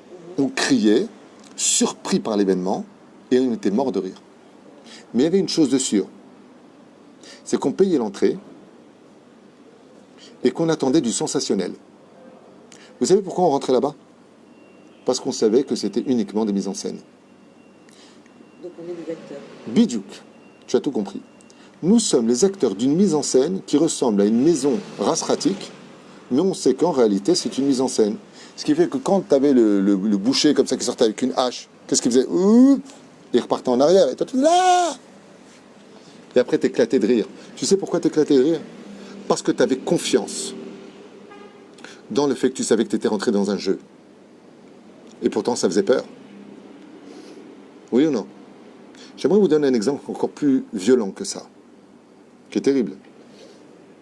Comment s'appelle la société qui gagne le plus d'argent sans vendre la moindre marchandise, mais uniquement de l'espoir? C'est le loto.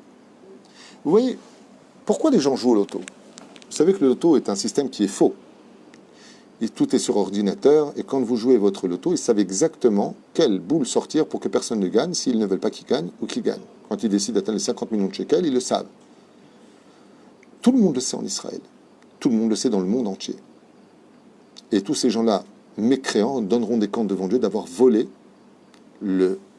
l'esprit et le jeu. Il n'y a pas plus rachat que ces gens qui dirigent le loto.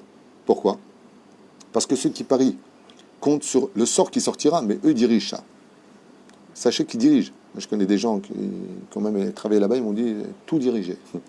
Ils reçoivent sur l'ordinateur exactement la combinaison des boules qui doivent sortir pour que personne ne gagne. Et quand ils ont envie de faire gagner quelqu'un, ils sélectionnent qui va gagner et ils lui envoient exactement ce qu'il faut. Comment se fait-il que malgré tout, on joue au loto? Vous savez pourquoi c'est une société qui ne cesse de gagner de l'argent? Parce qu'ils vendent de l'espoir. Ils vendent de la émouna.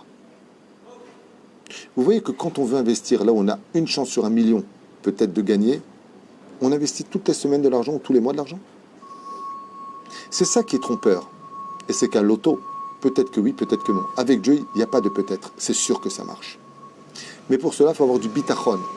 Et la reine, cette histoire n'est pas plus dangereuse que celui qui a la force du trône dans les maisons hantées.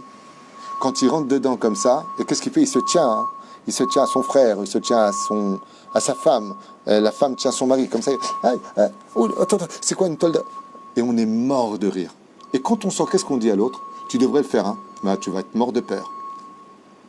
Celui qui a du bitachon ressemble à celui qui rentre dans cette petite voiture qui l'emmène dans la foire du trône, dans cette maison hantée, dans laquelle il va se trouver dans l'obscurité, avec des surprises des fois surprenantes, choquantes, voire effrayantes. Mais pourquoi il rigole? Et pourquoi il dit à la fin c'était super? Juste une question.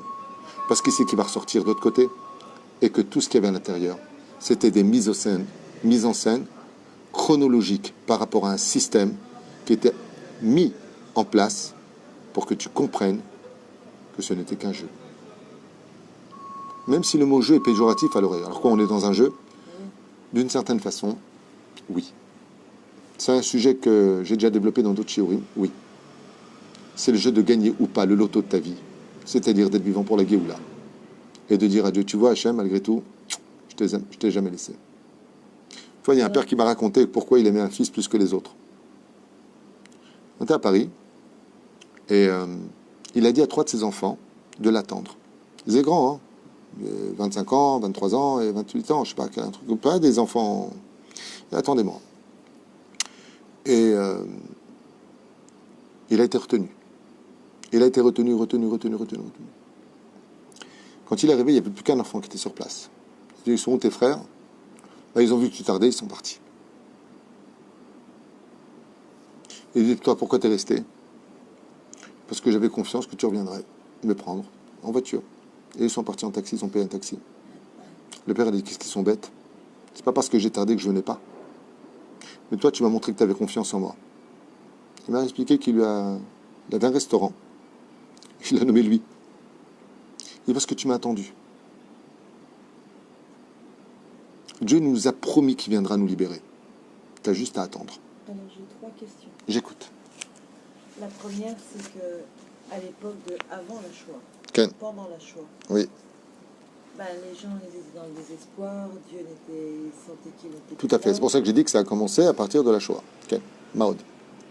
C'est quoi la question? Le processus, il a commencé à partir de la Shoah. C'est ce que j'ai dit au début du cours. Mais ils auraient pu croire depuis le temps, il y a déjà 70 ans. C'est pour cela que si tu reviens depuis 73 ans exactement, depuis le Kam Dina, que depuis la Shoah, le peuple d'Israël a cessé de Baruch Hashem, Sakseg les Mala. Les Juifs sont redevenus très riches, très puissants grâce à Dieu dans le monde. L'État d'Israël s'est créé. Nous avons enfin nos aéroports, nous avons nos avions, nous avons notre armée, nous avons nos yeshivot, nous avons des mekoubalim, nous avons des rabbinim de très haut niveau grâce à Dieu, nous avons des poskim halacha. Il faut ouvrir les yeux vers le bon côté. Il y a eu la Shoah, mais qu'est-ce qui est sorti de la Shoah? Qu'est-ce qui est sorti? Un peuple mort ou un peuple vivant? Vous savez qu'il y a un Israélien, un Sabré, qui en 1948 a fait venir une Volkswagen d'Allemagne. Il a fait venir une Volkswagen d'Allemagne. En Israël? Ouais. Et c'est comme ça que c'est marqué dans un livre. Je trouve ça très marrant, très bonne, enfin une idée très spéciale d'un Israélien, un Sabré. Et le modèle qu'il a fait venir dans 48, c'était une voiture qui ressemblait à la voiture dans laquelle roulait Hitler. Quand il a amené cette voiture ici, beaucoup d'Ashkenazim se sont sentis indignés de voir cette voiture. Et lui, il a répondu, je tiens à rouler en Israël dans cette voiture puisque c'est Volkswagen, la voiture du peuple, qui a été créée par Hitler. Et lui faire comprendre que lui, il a roulé sur cette voiture pour nous exterminer et nous, on roule dedans aujourd'hui pour lui faire comprendre que le peuple d'Israël est vivant. T'as pas réussi ton truc. Tu as blessé une partie du peuple, tu as assassiné une autre partie du peuple. Mais le peuple est là, il va te le rendre au centuple. Non seulement nous allons croître et multiplier, mais aujourd'hui, il faut savoir qu'il y a d'Afka 6 millions d'Israéliens juifs sur la terre d'Israël. Et je pense que c'était la plus belle réponse qu'on pouvait donner à l'histoire. Donc c'est vrai qu'il y a eu la Shoah. C'était terrible. Mais aujourd'hui, on en est où? Aujourd'hui, on en est où? Am Israël, Chai Vekayam. Et comment raviver Saïmouna? C'est une question qui est posée. Rabbi Nachman a répondu à cette question, comment raviver la Emouna à la fin des temps. Il dit, d'ailleurs, une chose très intéressante. Il dit que les biographies de nos sages, non seulement raviveront la Emouna plus que n'importe quel autre livre d'études, et ma femme me dit c'est vrai parce que c'est ce que tu es en train de faire. D'ailleurs, chaque fois que ma femme, sachez une chose, finit une biographie, elle me dit il faut que tu étudies plus. Chaque fois, c'est le même dialogue. Et elle est remplie comme ça. Après Baba Saleh, nous avons Mama Saleh. Donc, effectivement, mais Rabbi Nachman dit pas simplement que ça réavive la Emouna, il dit que la biographie de nos sages provoqueront la Géoula. Ah oui, tu regarderas dans le l'écouter Etzot, le Sefer Midot, un des deux livres, je ne me rappelle plus lequel, qui dit que Bémet, ça rapprochera la Géoula. La Tzedaka rapprochera la Géoula. Le fait de donner, le fait de se soutenir, le fait d'avoir de la compassion, rapprochera la Géoula. Vous voulez réussir à avoir de la Emouna? Travaillez votre humilité. Se mesurer à Dieu dans les épreuves, ou sentir une épreuve trop nous frapper, c'est qu'on existe trop. Donc, retrouvez le vous qui est en vous. Et le vous qui est en vous, c'est une âme. Et l'âme est transparente. La reine Bezrat Hashem, il y a beaucoup de moyens. L'étude de la Torah, le sport. Écoutez ce que je vous dis. L'étude de la Torah, le sport, les biographies. Je sais que Vadaï s'attache à un arabe. Tu as bien raison de le dire. C'est pas encore le moment de la Géoula. Ça veut dire qu'il n'y a pas encore le Mashiach qui est là pour ne plus qu'on ait de rave. Pour l'instant, il faut qu'on ait un rave. Donc attachez-vous à vos rabbinim de communauté ou là où vous êtes. Un vrai rave, bien sûr. Marour. Aujourd'hui, il y a beaucoup aussi de gens qui sont passés, qui se déguisent. Et comme a dit une fois Rav Zamir Cohen, c'est pas parce qu'on a une bave qu'elle demande qu'on l'arrose tous les jours pour qu'elle pousse. C'est facile de mettre une kippa, une barbe sous le menton, ça fait pas de toi un rave. Le pape aussi, il a une kippa sur la tête et ça fait pas de lui un rabbin. La reine Bezrat Hashem, il y a quelque chose que j'aimerais rajouter, mais le shalom. Je sais que ce que je dis est peut-être répété, mais je répéterai tant que c'est pas compris. Vivez une histoire d'amour chez vous, ça suffit, les guerres et les insultes et les machins. Arrêtez de vous parler comme des bons à rien, arrêtez de vous crier dessus, arrêtez de vous insulter, arrêtez de vous maudire. Arrêtez de vous maudire. Vous savez, quand on a une bonne nouvelle à annoncer à un couple et qu'on voit que le couple est en train de se déchirer, de s'insulter et de se maudire, qu'est-ce que vous faites? Je repasserai. Quand vous entendez ce que je vous dis, je repasserai. Comment vous voulez que Dieu nous libère alors que nous-mêmes, on est en train de se détruire? On finit le travail d'Hitler entre nous. Vous vous rendez même pas compte de ce qui se passe dans les couples. Les insultes, les coups, les... Shem Ishmor, au lieu de dialoguer, Comme je dis, j'ai fait un cours qui s'appelle « Si t'as pas réussi ton mariage, on va réussir ton divorce ». Même ça, les gens sont plus capables de réussir. Ils se déchirent. Il faut voir les messages, mais des trucs de fou. Un monde sans cœur, mais bien sûr. Alors tout ça, Bevada, encore une fois, nous on vient faire ce qu'on a à faire et Dieu, Bezrat Hashem, fera ce qu'il a à faire. Comme je dis souvent, toi face à ta conscience, t'en es où? Est-ce que vraiment tu penses que tu es bécédaire? Une fois j'ai parlé avec un pervers narcissique, et même pas une fois, plusieurs fois j'ai eu affaire à eux, et ils m'ont répondu, je ne sais pas si je serais capable de changer, mais vous avez raison, surtout. Ça veut dire quoi? Ils ont reconnu que Bémet, ce sont des gens qui font du mal. Et c'est déjà un énorme effort. Avec la psychologie, et si tu sais comment sortir... Pourquoi le sport? Oh, mais d'abord c'est une loi du Rambam dans les Chod Deot, parce que le sport permet d'extirper de nous toute l'énergie négative, d'avoir confiance en soi, de savoir comment respirer, de contrôler nos pulsions, ce qui fait que le sport oxygène notre adrénaline, nos hormones. Et dans le domaine physique, vous savez, l'hypothalamus, la centrale des nerfs, ce qui est à la base de tous nos problèmes, c'est les nerfs. Hein. Vous êtes au courant de ce qui se passe aujourd'hui, aussi bien en voiture que dans les maisons que dans le travail. On est tous sur les nerfs. Et donc, quand on est sur les nerfs, on est plus objectif. Et quand on est plus sur les nerfs, on dit beaucoup de choses qu'on n'aurait jamais dû dire. Eh bien, le sport permet d'évacuer tout cela. Il est impératif, et je le conseille vivement, hommes comme femmes, de faire du sport. C'est pour ça que dans le Binyan, si Dieu veut, que nous aurons le mérite de construire dans les plus brefs délais, j'espère, le plus vite possible, dès qu'on aura en tout cas la somme nécessaire, on commencera à creuser, si Dieu veut, avec l'aide d'Hachem, début mars, fin mars, je ne sais pas exactement, mais il nous faudra aussi compléter cette somme.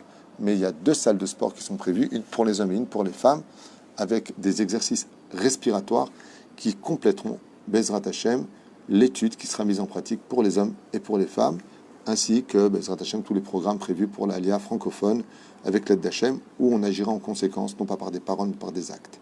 Ken ? Est-ce que travailler sa patience, c'est important? C'est pas important de travailler sa patience, c'est essentiel. Synonyme d'humilité égale patience. Par exemple, comment on dit le mot patience en hébreu? Savlanout. Très bien. Savlanout. Comment on dit le mot souffrance en hébreu? Sovlanout. Vous voyez que la patience est capable de surmonter la souffrance. Ce sont exactement les mêmes lettres. Si je prends une craie, un tableau, et j'écris le mot patience sans les voyelles, vous pourrez lire le mot souffrance. Comment je peux surmonter mes souffrances? En faisant preuve de patience. Et patience est le synonyme le plus important du mot anava, humilité. C'est là. Ok. Et dernière question. Lunédaire, pourquoi dernière question? On a jusqu'à 5h du matin ensemble.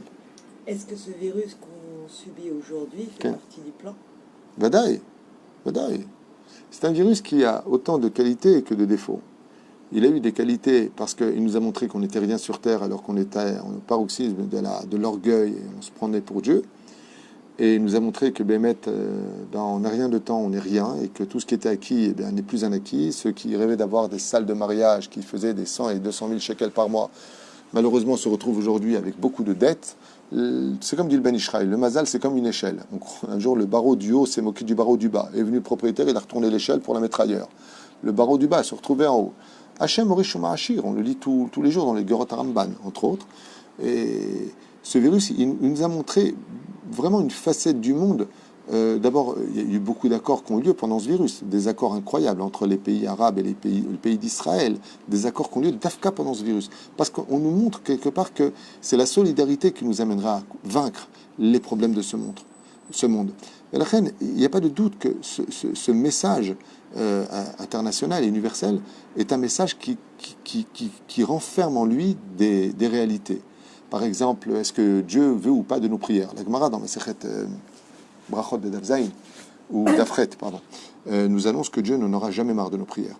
Mais par contre, ce dont Dieu a marre, oui, c'est des gens qui parlent dans la synagogue, de ceux qui ont tout le temps leur portable et qui parlent là-bas, qui envoient des messages et qui même regardent des choses qui ne sont pas regardées, les femmes qui viennent avec les femmes qui viennent avec les manches courtes à la synagogue, qui empêchent la prière de monter, plein de règles qui sont illéchatiquement parlant. Comment? C'est pas qu'on juge, mais ça se fait pas. C'est assourd. Tu comprends? Tu viens de Beth Hachem, tu viens dans la maison d'Hachem, à Tlomit Bayesh, tu attends Tlomit Bayesh. Donc oui, ça a remis beaucoup de choses à leur place, et aujourd'hui, on s'est rendu compte que même dans les synagogues, on n'avait pas de problème de dire du mal des uns et des autres, de faire du lashon hara dans la synagogue, de parler pendant le Sefer Torah, de parler pendant le Kaddish, de se disputer, même de lever la main. Alors, oui, ça a remis beaucoup de valeur. Et de l'autre côté, c'est une catastrophe qui touche le monde, qui va appauvrir le monde au niveau international de façon assez dramatique. Et moi, quand je vois un juif ou pas, ou un non-juif, ou dans le malheur, ça me fait toujours du mal. Comme je t'ai dit une fois, quand je vois même deux non-juifs, un couple de non-juifs qui s'aiment et qui s'embrassent, ça me fait toujours chaud au cœur. Bon, c'est pas très pudique ce qu'ils font, mais au moins ils s'aiment. Au moins un peu d'amour. Les messages d'amour sont très importants dans la vie. Mais la reine, Bezrat Hachem, il est évident que c'est un message qui, en tout cas, est un tournant. Et comme je l'ai dit à ma femme, je vous le dis à vous tous, pour moi, il n'y a pas de doute que après ce virus, c'est où il y aura une très grande élévation spirituelle, où on va descendre comme jamais on est descendu bas dans l'immoralité. Parce que ça veut dire que si on aurait été capable de surmonter un virus qui n'est pas contrôlable et qui mute, et qui s'arrête parce qu'on a trouvé le médicament, c'est qu'on a été plus fort que l'invisible. Donc, on pourra se croire plus fort que Dieu lui-même. Et ça, c'est un danger qu'il ne faut pas ignorer. C'est pour cela que c'est une période propice pour la Teshuvah, Béhémet, plus que jamais, où Dieu nous donne rendez-vous avec nous-mêmes, confinés dans nos maisons, avec notre famille, parce qu'on avait beaucoup d'excuses d'être tout le temps au travail, parce qu'on avait beaucoup d'excuses de ne pas pouvoir s'occuper des enfants, parce qu'on avait beaucoup d'excuses de rencontrer, ouais, mais je suis à la synagogue, si je ne vois pas comme les gens m'ont dit, si je ne parle pas maintenant, je ne parle jamais, on ne se voit qu'à la synagogue le Shabbat. Eh bien, je pense qu'aujourd'hui, il y a beaucoup de leçons de morale, qu'elles soient justifiées ou pas par la réalité, on s'en fiche. Je parle de ce que l'on peut retirer comme leçon de morale, de se donner rendez-vous avec soi-même et de se dire, Hachem, il sait ce qu'il fait, il y a beaucoup de choses à apprendre de cela. Et c'est à nous d'en tirer des leçons différentes, à chacun notre niveau. C'est-à-dire que moi, je peux apprendre des choses qui n'ont rien à voir avec toi, que toi tu peux apprendre, que l'autre veut apprendre, et ainsi de suite. Chacun devra appartenir à sa sphira, mais ce qui est sûr et certain, c'est que tous ces messages universels venus du ciel, même s'ils ont été fabriqués par la bêtise humaine, eh bien, laissent toujours un message à retenir. Et je pense que chacun de nous, on a un très bon message à retenir. Qu'il soit positif ou qu'il soit négatif, il y a un message à prendre. Il n'y a pas de doute. Ok. Donc en Sikkoum. En Sikkoum, eh bien, on vient de partager avec vous plusieurs heures d'études en espérant que Bezrat Hashem, ça vous apporte non pas de la rasra, mais du réconfort, parce que c'est très agréable de vivre la réalité. Au niveau psychologique, vous savez que la meilleure façon d'affronter un problème, c'est de vivre les pieds sur terre et la tête avec la Emouna dans le ciel. Sulam Mutzavartza, Roshom Giashamaim, une échelle bien plantée vers la terre et le ciel, et la tête dans le ciel, c'est-à-dire la Emouna. Mais quand on veut affronter un problème, il faut avoir les pieds sur terre. Qui souffre sur terre? Celui qui vit dans l'illusion. L'illusion fait peur, parce qu'on s'imagine des choses, même si elle est empreinte d'espoir. Mais la meilleure façon de vivre une réalité, de vivre une épreuve, c'est de vivre la réalité de l'épreuve. Quand on vit la réalité de l'épreuve, alors on peut comprendre comment Dieu va nous sauver. Mais si je vis dans le n'importe quoi de ma vie, c'est rien, c'est pas grave, je me fais des idées. C'est le tov. Ce qu'il faut retenir de ce qu'on vit, c'est que tous ces textes qu'on vient de lire sont la réalité de ce monde. Je vous donne un exemple que j'ai déjà donné dans un shiur précédent. Un homme a 20 shekels sur lui. Il s'arrête près d'un très beau restaurant et il voit des gens manger leur hors-d'œuvre par la vitrine du restaurant. Il rentre dans le restaurant, il s'assoit et d'un coup, il commence à commander. Quand vient le résultat, on lui propose de payer l'addition. Monsieur, ça fait 200 shekels. Il sort de ses poches 20 shekels. Comment il finit? On appelle la police, il se fait jeter, il ne pourra plus jamais rentrer. Quelle a été son erreur? Il a vécu dans l'illusion. Ce même personnage a 20 shekels. Il voit un kiosque, falafel. Falafel, 12 shekels. Boisson avec, 8 shekels. En tout, 20 shekels. Il commande, il sera rassasié, il sera, Baruch Hashem, content de ce qu'il a bu. Il paye en toute fierté et il continue son chemin avec un bon nom. Quelle différence entre les deux? Celui qui vit dans l'illusion, qui n'a pas les pieds sur terre, et celui qui vit dans la réalité. Ce qui permet à la Emouna d'exister chez nous, c'est quand tu vis dans la réalité. C'est-à-dire que tu as le droit de mesurer sur quel miracle tu peux vivre à partir du moment où tu sais où tu en es dans ta vie. Le mec, il m'a dit au téléphone, ouais, mais j'en ai marre, je suis seul. Je lui ai dit, monsieur, vous avez divorcé. Ouais, je sais. Alors, pourquoi tu dis que tu es seul? C'est bête. Le mec, il divorce, mais je suis seul. Oui, tu es divorcé. La conséquence du divorce, c'est de se retrouver seul pendant un moment, jusqu'à ce que tu rencontres, si Dieu veut, quelqu'un. Oui. Et alors? Le mec, il m'a dit, j'ai plus une thune. Je lui ai dit, pourquoi? Il m'a dit, j'ai tout investi. Alors, qu'est-ce que tu voulais? Oui, mais j'ai plus une thune. D'accord, tu as investi, donc tu n'as plus une thune. Je ne comprends pas où est le... Les gens ne vivent pas les pieds sur terre. Et ça, c'est le travail du Yetzer Hara. Dans toute la Chassidoute, on apprend que le Yetzer Hara travaille essentiellement sur l'illusion. C'est comme les plaisirs de ce monde, les addictions, tout ce que l'on vit. Les films, c'est quoi? C'est des illusions. On te prend 1h30 de bonheur ou de... Oui, mais ça ne t'enlève pas la réalité. Eh bien, c'est de ça que je parle. avant de regarder un film, d'abord vis ta réalité. Et ne compte pas sur le film pour te déplacer le problème à 1 heure et demie plus tard. Et c'est exactement ce qui se passe dans toutes les pathologies qu'on vit dans les couples, au travail et dans la vie. C'est-à-dire que les gens déplacent les problèmes au lieu de les soigner. Pensant que si je déplace le problème à droite, il ira mieux que s'il était à gauche. Et combien de fois on a vécu ça ensemble dans les discussions qu'on a avec les gens? Ouais, Rav Tuitou, j'arrive en Israël, je divorce. Ah oui? Et en France, ça se passait comment? J'ai porté plainte à la police, ils me battaient déjà. Ah. Ouais, mais je pensais qu'en Israël, ça allait s'améliorer. Ah oui. Je dis pourquoi ce serait amélioré? Vous avez déplacé le problème de Sarcelles, dans le cas échéant, en Israël. Ok? Et pourquoi ça devrait s'améliorer? Vous avez changé de main? Déplacer le problème ne règle pas le problème. J'ai une question. Tu as dit tout à l'heure qu'on était des acteurs. Dans une situation qui est comme un scénario ou comme une... Maintenant, si on pense comme ça, qu'on le vit comme ça, que tout ce que fait Dieu, c'est parce que lui, il veut comme ça et que tout est pour le bien. La crainte, elle s'en va. Pourquoi elle s'en va? Parce qu'on se dit, bon, ok, tout va bien. Mais Vadaï, tout va bien. Mais on n'aura plus de crainte. Mais la crainte n'a pas été faite parce que ça va ou ça va pas. La crainte existe pour ne pas tomber dans la vera. Craindre Dieu veut dire ne pas fauter. L'amour ne suffit pas pour ne pas fauter. On peut tout à fait aimer Dieu et puis manger du porc. Et dire Dieu est dans mon cœur. Et Bémet, je l'aime. Tiens, prends 1 million d'euros pour une yeshiva. Super, bravo. Asma. Je connaissais un mec qui faisait beaucoup de dons en yeshiva avec une goya et il mangeait pas cachère. Et il adorait les tamid chachamim et les fréquentait. Il y a même beaucoup de gens de la mafia qui fréquentent des rabbinim. Nous, Asma. Le mec, il fait la prostitution, il vend de la drogue, super sympa, et en plus de ça, il aime bien la Torah. Vraiment, il a un beau cocktail, lui. Mais quel est son problème? Il craint pas Dieu. Craindre Dieu veut dire ne pas fauter. Comme c'est marqué à propos de Rabbi Shimon ben Netanel, dans la 13e Mishnah du 2e chapitre de Masechet Avot, Yerechet. Il craignait la faute. Il ne veut pas décevoir Dieu. La crainte n'a rien à voir avec ça. Mais quelqu'un qui va bien, il va bien. Je vous pose une question, juste une petite question. Ok? Un mec subit une opération chirurgicale. Il passe en convalescence. On vient lui rendre visite. Et il a mal. Il a besoin de médicaments, il a besoin d'antidouleurs, mais il y a un nom pour ça. Le médicament très connu. Bon, le méchant, quand ça va pas. Si.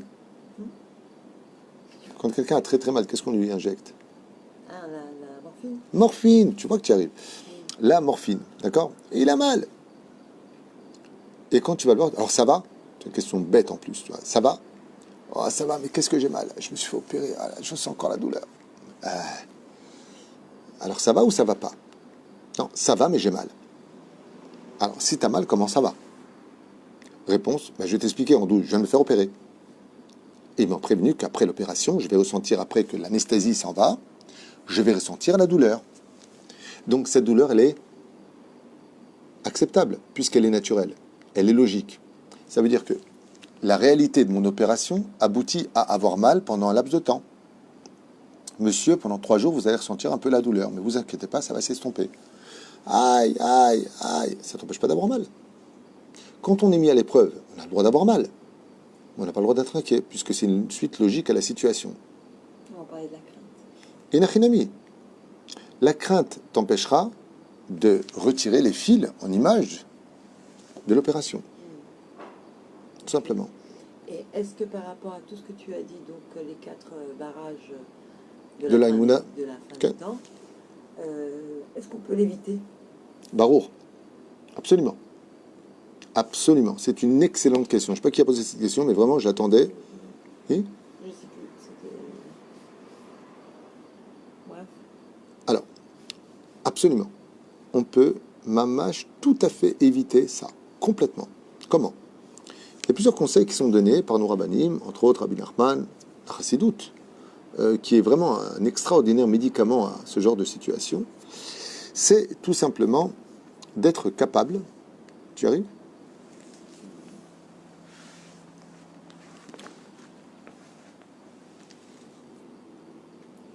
Top, le méchané. Alors, la Gemara, je réponds directement à cette question-là. Est-ce que c'est une fatalité obligatoire ou est-ce qu'on peut éviter ces souffrances? Comment on peut y arriver? La Gemara dans Masechet Sota, 49 à Moudbet, ou Sanhedrin 97 à Moudalef, nous dit qu'à la fin des temps, il va se passer plein de signes. Mais plein. En d'autres termes, tout sera très cher, mais il n'y aura pas d'argent pour acheter. Le Mishmar Gvul sera dans la ville, c'est-à-dire la police des frontières sera dans la ville, donc l'insécurité sera totale, le Galil sera détruit, il y a toutes sortes de choses qui parlent de Igvad et Meshira, donc de la même période que l'on vit aujourd'hui, et qui annoncent vraiment des choses très dures. Kamabechamota, on n'aura plus de respect, les belles filles n'auront plus aucun respect pour les belles-mères, c'est sans fin, il y a une page entière là-dessus. Et ça finit avec quand même un résultat qui dit jusqu'à ce que quoi, en fin de compte, jusqu'à ce que tout le monde dise qu'on ne peut compter que sur Dieu à la fin. Ça veut dire qu'il n'y a que lui qui pourra nous aider. Alors, si je fais un résumé de cette Gemara, eh bien, j'aboutis à un super résultat qui dit que, en fin de compte, Dieu va nous retirer à la fin des temps l'argent, le pouvoir, la sécurité, le gouvernement, le ceci et le cela, et le ceci et le cela, et le ceci et le cela, pour aboutir en fin de compte à ce que tous on dise, eh bien, il n'y a plus que Dieu qui peut nous sauver. En d'autres termes, ça veut dire que jusqu'à ce qu'on arrive à cela, Dieu fera en sorte que si tu as mis ta émouna dans ton argent, eh bien, je ferme les robinets de l'argent. Plus d'oseille. Ok. Si tu as mis ta émouna en ta force, plus de force physique. Si tu as mis ta émouna dans ta santé, plus de santé. Si tu as mis ta émouna en ton copain qui t'a dit que dans le pire des cas, il te sortira du problème, lui-même, je vais le mettre dans le problème. Ça veut dire que ce que veut Dieu, comme ça c'est marqué dans la Gemara, il va retirer tous les éléments jusqu'à ce qu'il ne reste plus que lui. Est-ce que c'est une fatalité ou pas? Alors on devra tous subir ça? Non. Si, ayant tout, tu comptes déjà sur lui, il n'y a plus besoin qu'il t'enlève, puisque le but de te retirer toutes ces richesses et tous ces bonheurs, c'est quoi? C'est que tu comptes que sur lui. Ça veut dire que tu mets ta émouna en lui. Donc si tu gardes ta émouna, tu n'as pas besoin de passer par ces épreuves. Tout simplement. Le fait qu'une personne s'attache à la Torah ou au mitzvot, en disant à Dieu, Ribono Shel Olam, moi ça ne me change rien, que tu me rendes riche, que tu me rendes pauvre, que tu sois dans ma réussite ici ou dans mon échec, peu importe, Ani Itra, je suis avec toi, je ne compte que sur toi, je mets mon bitachon en toi. Mais il n'y a plus besoin d'enlever tous ces éléments. Tu veux garder ta richesse, tu veux garder tout ça. Si je te les retire, c'est pas pour te faire du mal, c'est pour faire comprendre qu'il y en a marre que tu mettes ta émouna, ton bitachon là où il ne faut pas le mettre. C'est moi qui donne tout. Arrête de croire que Dieu dit c'est avec mon esprit que je te donne tout. C'est moi qui te donne tout. Bien sûr que tu as un mérite. Bien sûr que tu fais aussi des choses. Et je compte sur toi. Pourquoi je t'ai créé un corps? Pour que tu sois le meilleur. Il n'y a pas de problème avec ça. Le meilleur de toi-même. Mais si toute ta vie, c'est je ne compte que sur ce que je gagne, je ne compte que ce que je suis, je ne compte que sur ce pourquoi j'existe, eh bien la réponse est, sache une chose, te dit Dieu, baba, t'es rien sans moi. Il y a juste un problème. Tu m'as pris, tu m'as mis de côté. Alors je vais te prendre tout ce que tu as, je vais te le mettre de côté pour que tu n'aies plus que moi dans ta vie. À quoi ça ressemble? Un jour, un fils avait un père qui était très riche. Et son père l'adorait plus que tout au monde. Rien ne passait avant son fils. Il lui a acheté une maison, il lui a acheté une voiture décapotable, il lui a acheté. Il faut voir les habits, un truc de fou. Et le père n'arrêtait pas d'entendre son fils dire « Et moi, et moi, et moi, et moi, et moi, et moi, et moi. » Il s'est mis à soupirer comme ça, il a dit « Mais est-ce que j'aurais raté l'éducation de mon fils ?» Pas une fois, il dit « Papa, il m'a acheté. » Pas une fois, je suis dans sa bouche. Pas une fois, il m'appelle. À rien. Alors, le père, il a fait voler la voiture à son fils. Puis le père, il a demandé au banquier d'arrêter de couvrir les frais de son fils. Et puis, il a fait hypothéquer sa maison. Et là, bizarrement, le fils se retrouvait clochard. Plus de voiture, plus de maison, plus de crédit, plus d'oseille, plus de travail. Tout a fini par fermer. Étant à la rue, qu'est-ce qu'il a fait? Il est parti taper à la porte de son père. Quand le père a ouvert la porte, il lui a dit « Oh, Qu'est-ce qui se passe? Suivez-la. Il lui a dit, papa, je peux te parler? Et là, le père, il lui dit, tu veux me parler? Il lui a dit, oui, j'ai des problèmes, j'ai vraiment besoin de te parler. Il lui a dit, rentre. Quand il est rentré à la maison, il lui a dit, tu veux t'asseoir? Tu veux boire? Il dit, ah ouais, j'ai soif, j'ai faim, j'ai pas mangé depuis tout. La brioute. Qu'est-ce qui se passe? Il lui dit, papa, tu sais, tu m'as toujours gâté, tu as toujours été près de moi, tu m'as envoyé de l'argent, tu m'as acheté une belle maison, tu m'as envoyé une belle voiture, Et là, le père, il rigole, il dit, tu sais, c'est bizarre, parce que j'entends de partout que tu t'es fait, c'est moi, c'est moi. Jamais tu as parlé de moi. Jamais tu me cites, jamais tu reconnais que j'ai toujours été là pour toi, et combien je t'aime, et combien je t'ai apporté. Il dit, ouais, papa, j'ai fait des erreurs, mais aujourd'hui, je me rends compte que j'ai que toi. C'est-à-dire, ne me rejette pas, quoi, j'ai que toi. Alors le père, il se lève à ce moment-là, il lui dit, tu sais pourquoi la banque te fait plus crédit? Il lui a dit non. Pourtant, elle m'a toujours fait confiance. Il lui a dit non. C'est parce que j'étais derrière. Je les ai appelés, j'ai pas dit de te ruiner, j'ai simplement dit je ne le couvre plus. Alors, dans tes folies, la banque, elle a compris que dans la réalité de la vie, tu étais un fou furieux qui dépensait non-stop pour rien que des bêtises. Et que l'argent, ça avait plus de valeur que toutes tes illusions. L'argent, c'est pas fait pour être dépensé n'importe comment. Mais la reine, je me suis retiré de là-bas. Je t'ai pas fait de mal. J'ai simplement dit, je ne couvre plus, c'est tout. Tu vois ta voiture, tu n'as fait que des bêtises avec. Tu n'as pas cessé d'être hors la loi sur la route, à amener n'importe qui, n'importe quand dedans, faire des avérotes du matin au soir. Alors je n'ai plus couvert non plus ton crédit. Tu n'as pas pu payer puisque c'est un engendrement, l'effet domino. Et c'est pareil pour tout le reste. Alors, à ce moment-là, le fils il lui a dit, papa, tu es en train de dire que si... Tu es en train de dire, papa, en fin de compte, que si j'étais resté avec toi et que j'avais pas été ingrat dans ma conduite, le père lui a dit, j'aurais jamais cessé de te couvrir et tu n'aurais jamais été dans cette situation. C'est exactement ce qu'on vit à la fin des temps. On a tellement mis Dieu de côté dans nos vies, tellement de bitul Torah, tellement de l'orpat lanoumi kloum, il y aura ce qu'il y aura. Kippa ou pas kippa, on vole au téléphone, on ne vole pas au téléphone, on dit n'importe quoi, on s'insulte, on s'injure, on parle, on crache. Que Dieu ait dit, mais je suis où moi dans vos vies? Je suis où moi? Où est mon kavod? Où est moi? Où est-ce que je suis moi? Ah oui, vous allez mettre la mezouza, bravo. Ah, Hanoukat Baït. Tout est devenu gris-gris. Je sais que je suis dur dans mes mots, mais c'est pour nous réveiller à Hoshana Rabbah. Je vais un petit peu dans le sens de nous réveiller que le Kafsrout. Je suis conscient que ce que je dis n'est pas forcément une généralité. Mais il faut quand même prendre conscience que la Torah, c'est pas des gris-gris et que Dieu veut vraiment qu'on le prenne avec lui dans nos vies, qu'on le remercie tous les jours, qu'on chante pour lui, qu'on mamache Todaraba. Todaraba. Vous savez, je vais vous raconter une anecdote personnelle. Vous savez que chaque fois que moi je vais à la machine, à la banque pour retirer de l'argent pour faire les courses, chaque fois que la machine me donne même 200 shekels, je chante le Télim 150. Alléluia. Alléluia. Chaque fois. Dès que j'entends ça va me le donner, ouais, je chante. Et je vous racontais ce qui s'est passé il y a 3 semaines. J'arrive à la banque, je mets ma carte, et l'écran me dit N. Il ne te donne pas. C'est ce que j'ai dit à Dieu comme un enfant de 2 ans, un fou furieux. Hein. Je dis, mais Ribono Shalom, j'ai chanté. Je réessaye, il me donne l'argent. Inexplicable, monte et descend. Comment c'est possible? J'en sais rien. Peut-être qu'il y a un fond fonctionnement, bêta qu'il y a une raison technique ou tout ce que tu veux. J'ai dit, Ribono Shalom. J'ai mis ma carte, j'ai chanté le télim parce que ça fait tat, et ça s'est arrêté net. Et ça, voilà. Désolé, on ne peut pas vous donner. Ok. Mais j'ai dit, mais moi, j'ai fait un télim. Avant que ça sorte de temps, je chante le télim.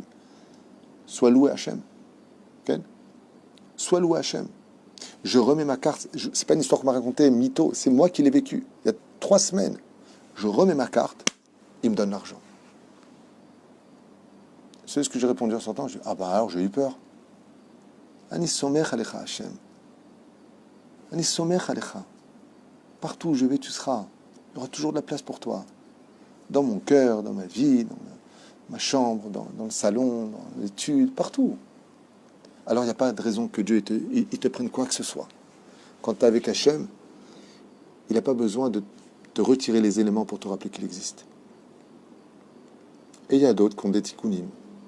chacun a son lot de souffrance, de réparation et de réincarnation. Sinon, ça ne répondrait pas à toutes les questions. Il y en a qui sont dans la Torah et qui sont plus pieux que moi, beaucoup, c'est pas difficile d'ailleurs, et qui ont plus d'émouna que moi, et je pense que c'est pas difficile non plus, et qui n'ont pas tous ces avantages. Ani lo yodea. Est-ce qu'il y aurait encore... Attends. Y aurait-il encore des signes de la fin des temps inscrits dans la Torah qui ne sont pas encore réalisés? Qui pose la question? Élie Bénichou. Élie Bénichou, excellente question. Oui, il y a encore un signe, un seul signe qui n'a pas été encore vécu. Tous les autres sont là, tous, c'est bon. Tout est là, tout. Quand je vous dis tout, c'est toute la liste que j'ai pu étudier en long, en large, en travers. Tous les signes sont là, sauf un. La réunification des nations contre Israël. La guerre de Gog ou Magog. C'est pas une fatalité, on peut l'éviter. Parce qu'il y en a qui disent que c'est un virus, il y en a qui disent qu'il y a une guerre fratricide. Aval, oui, il y a un élément qui manque, c'est que les nations du monde, malgré tout, devront se réunir contre Israël, Va'olu, Moshim, Be'artzion, Lishpot et Aresav, et se réunir pour Jérusalem. Et donc, on s'attendrait prochainement à un bouleversement mondial d'antisémitisme, d'antisionisme, réunification des nations du monde qui exigeront d'Israël Jérusalem, et c'est ce qui manque. Ça a bien commencé, on ne sait pas où on va, et de l'autre côté, j'aimerais parler d'Ishmaël.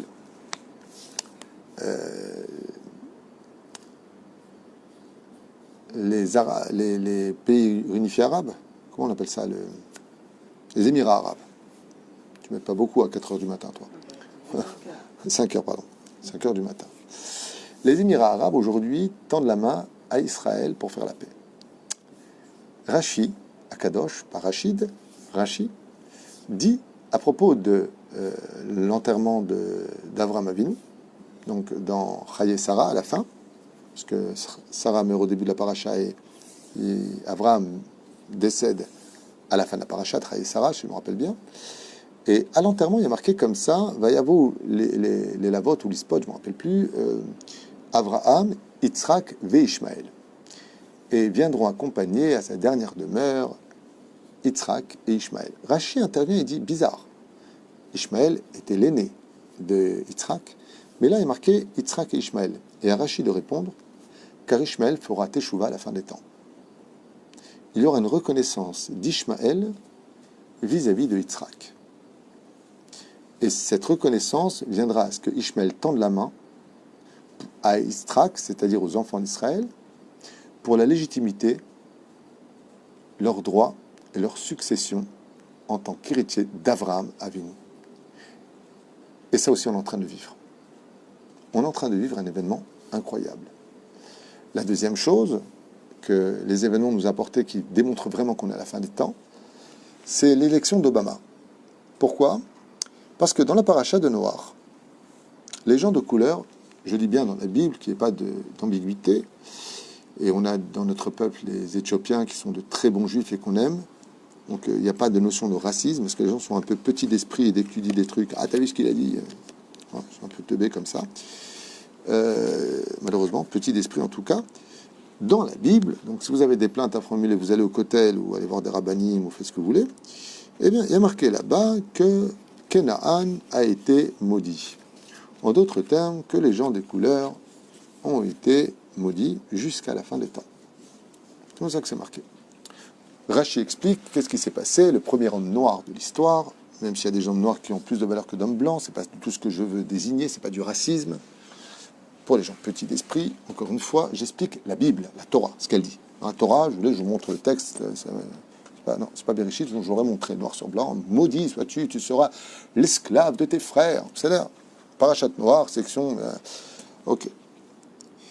Et ça, c'est jusqu'à quand? Jusqu'à la fin des temps. Obama est un homme de couleur. Et il devient le premier président de la nation descendant des Saves.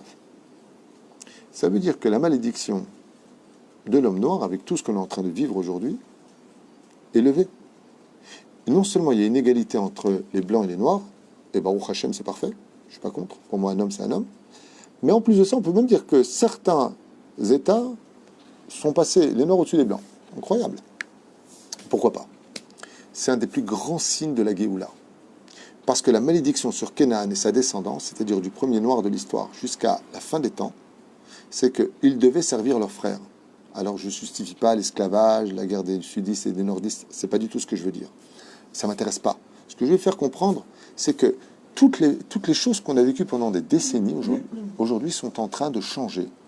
Et ce changement, qui paraît un petit peu bizarre au sein de l'humanité, les changements sont flagrants, eh bien, ils ne font qu'annoncer exactement les enseignements de la Torah, qui dit qu'à la fin des temps, la malédiction de la descendance de Canaan sera levée. Et il y avait pas un plus grand cadeau, malgré le fait qu'il soit on ne peut plus antisémite et anti-israélien, que Obama, Baruch Hashem, a été président des États-Unis. Le fait que lui fût à la tête de la nation des Saves démontre que la malédiction s'est levée, et c'est exactement ce que l'on entend tous les jours. La malédiction s'est levée, ça veut dire que Mashiach est vraiment présent parmi nous. Il y a encore beaucoup d'autres signes qui démontrent, hormis le fait qu'il y ait des routes en Israël, que les champs donnent des arbres magnifiques, fruitiers, qu'aujourd'hui on exporte carrément, Baruch Hashem, l'agro en Chutz Laaretz, et ainsi de suite. Eh bien, c'est des signes de la venue du Melech HaMashiach. Il manque juste un élément, encore un peu plus de Juifs en Israël. Plus les Juifs feront l'aller en Israël, plus ça provoquera la Géoula, parce qu'on sera plus nombreux. Et Mashiach va se dévoiler à travers une nation, non pas. Je pense que la plupart, ils veulent venir, mais ils ne peuvent pas. Bezrat Hashem, je ne suis pas Dieu. Tu sais, encore une fois, nous, on dit ce qu'il faut faire. Après, l'homme et sa destinée, l'homme et ses prières, l'homme et ses besoins. Et nous, jusqu'à maintenant, on essaie d'aider comme on peut. Alors, il y a quelqu'un qui dit, alors quoi, les pays arabes ne feront pas partie de la guerre de Gog-Magog, puisqu'aujourd'hui, il y a un traité de paix? Alors, justement, ce traité de paix, pour nous, c'est une main tendue qui devrait être vraiment, je dirais l'occasion vraiment de faire teshuva. C'est-à-dire qu'on voit que Akadosh Baruch Hu fait tout pour nous éviter la guerre, que Bémet, les choses sont en train de s'arranger, qu'on pourra arriver à des résultats. Je pense que Hachem nous montre vraiment que sur l'échiquier du monde, il faut qu'on s'arrange. Je pense que c'est une opportunité pour nous qui est vraiment flagrante. Elle est informatique, elle est médiatique, elle est là. On voit la réalité de ce qui se passe. Mais si la Torah et les Mitzvot ne sont pas faites telles que Dieu le demande, comme la Torah nous le prescrit, regardez ce livre de Devarim, je vous en supplie. Ce soir, il fallait le lire en entier, je l'ai fait. On le connaît, ce livre de Devarim. Regardez ce qu'a marqué les conditions. Si vous faites ma Torah et mes Mitzvot, je vous promets que vous serez au-dessus des nations, mais sinon vous serez dispersés, et patati patata. Et c'est des guerres qui vous attendent. Il y a des conditions dans ce livre qu'on ne peut pas nier. Je pense que la terre d'Eretz Israël attend de nous d'agir. Et d'agir, ça veut dire vraiment de nous rapprocher de la Torah et des Mitzvot, et surtout de la Batrinam. Je sais que ça fait un peu parole de curé tout le temps de parler de l'amour gratuit, l'amour de l'un et de l'autre, mais c'est ce qui nous manque. Je suis désolé de dire, ça fait 2000 ans qu'on n'arrête pas de se critiquer, de se maudire et de se faire du mal entre nous. On perpétue le travail excusez-moi, on se perpétue le travail de nos pires ennemis. Je ne veux pas dire le nom. Excusez-moi, c'est horrible. Regardez dans vos vies personnelles. Celui-là, c'est un pourri qui crève, qui meurt. Die. Tu t'entends pas avec quelqu'un, éloigne-toi, mais arrête de parler de lui, tout simplement. Voilà. Ça, c'était pour conclure. Oui, c'est une occasion unique qui nous est donnée aujourd'hui. Je pense que c'est un virage unique, historique, ce qu'on est en train de vivre. C'est une main tendue du ciel pour éviter la guerre de Gog et Magog. Mais je n'ai aucun doute que si on perpétue cette touma, cette situation, cette haine entre religieux, entre nous, laisse tomber entre les religieux et les laïcs. Ils tourneront leur veste aussi vite qu'un homme qui la jette sur un fauteuil. Ils tourneront leur veste. Et ces mêmes amis d'hier deviendront les ennemis de demain. Mais qui aura provoqué ça? Si on ne comprend pas avec une main tendue, oi va voy qu'on comprenne avec du sang versé. Chaz v'shalom. Le Maharsha, il dit quelque chose de dur à entendre. Il dit qu'à la fin des temps, si les enfants d'Israël ne s'accomplissent pas dans la douceur de la Géoula, on ne fait pas de tchouva comme il le faut, ce qui s'est passé en Égypte se repassera à la fin des temps, c'est-à-dire que seulement 20% vivra. C'est une terrible nouvelle. Quoi, tout ça pour ça? Alors vous allez dire, oui, il y a la résurrection des morts, on reviendra. C'est-à-dire. Mais le prix en payé en vaut tellement de sang. C'est-à-dire tellement simple de faire tchouva, tellement simple d'arrêter nos bêtises. C'est pas mieux. À la limite, vous savez quoi? Les pieds sur terre et la tête dans le ciel. Si on faisait tous teshuva et qu'il n'y a pas de Géoula et que ça ne s'arrange pas, on aura un argument. On pourra dire à Dieu, Dieu, cette fois, c'est toi qui es en retard. C'est nous qui t'attendons. Mais on l'a encore jamais fait. Jamais. Faux. Si vous me parlez de l'époque du désert, 40 ans, c'était pas possible. Vous savez pourquoi? Parce que Moshe n'était pas de la tribu d'Yehuda, il ne pouvait pas se dévoiler. Deuxièmement, comme le raconte la Torah d'ailleurs, pas tout le monde était Shomer Shabbat. Pas tout le monde aimait la Torah. Et la preuve en est, le Midrash nous dit que quand la manne tombait, celui qui était tzaddik devant sa porte, celui qui était Benoni au bout de sa rue, celui qui était Racha au bout du camp. Et la raison pour laquelle ils ont demandé que la manne cesse de tomber, qui voulait de la viande, c'est parce que les Réchaïm qui étaient à l'intérieur en avaient marre d'être vus pour aller chercher leur manne au bout du champ, au bout du camp, pardon. Donc Mashma Mikan, qui avait des Réchaïm, donc pas tout le monde était dans la Torah. Donc l'argument de dire ouais, n'importe quoi, dans le désert on était tous tzadikim, zelonachon, dordea, l'odor tzadikim, dordea, la génération de la connaissance, pas des tzadikim. C'était juste pour répondre à vos questions.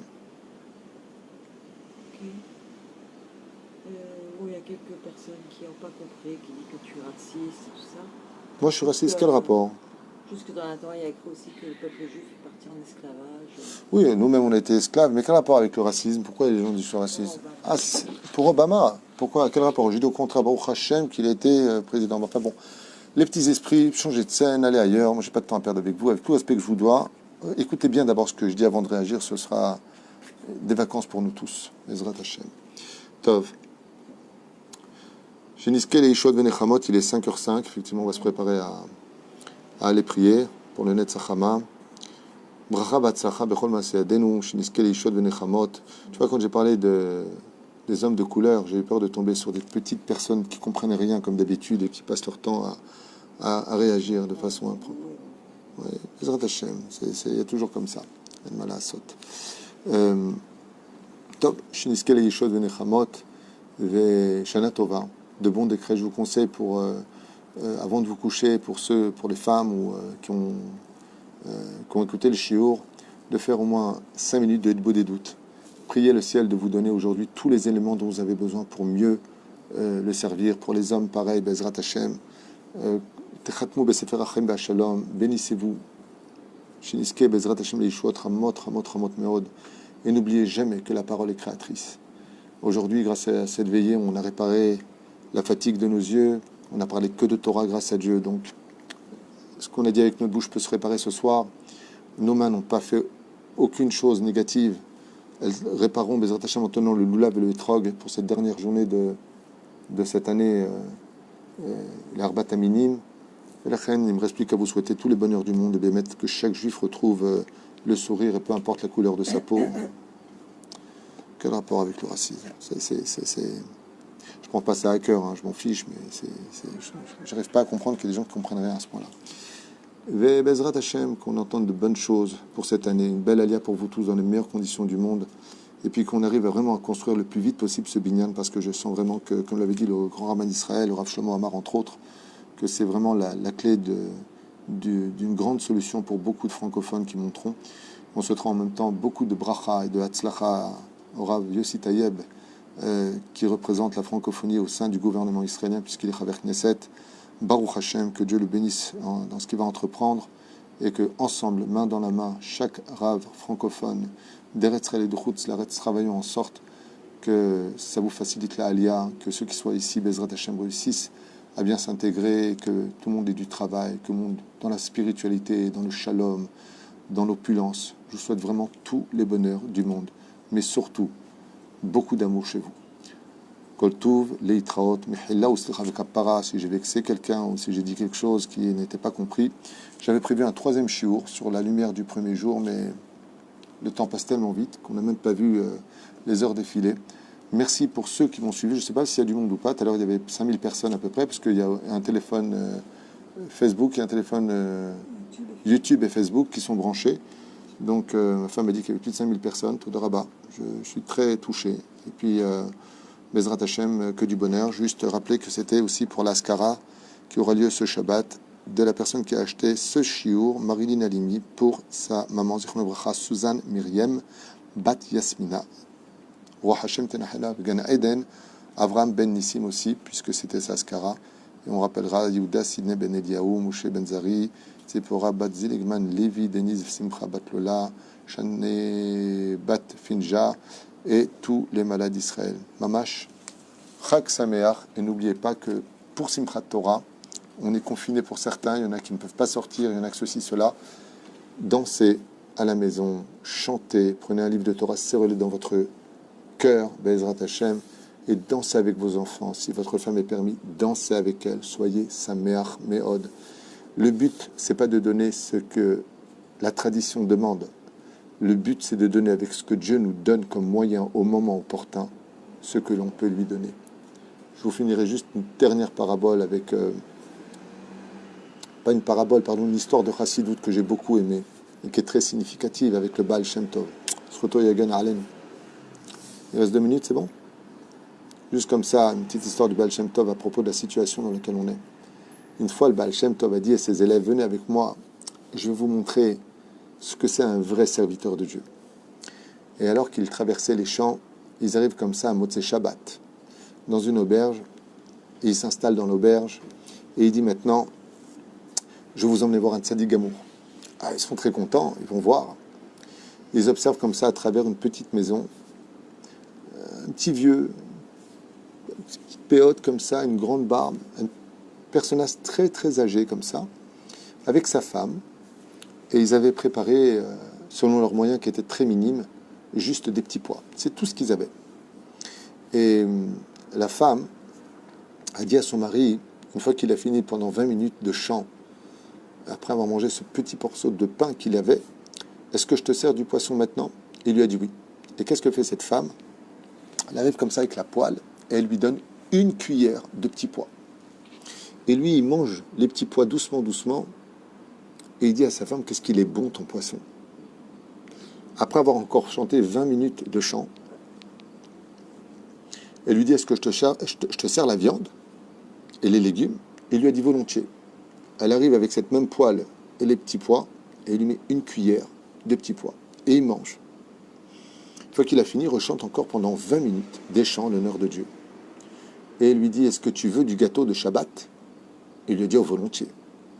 Et elle reviendra une 3e fois avec cette même poêle, lui donner sa 3e cuillère de petits pois. Et lui, il lui dit qu'il n'a jamais mangé un gâteau aussi bon.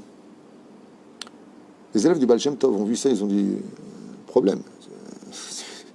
Manger des petits pois, quel poisson, quelle viande, quel gâteau, de quoi il parle? C'est quoi ce traduit?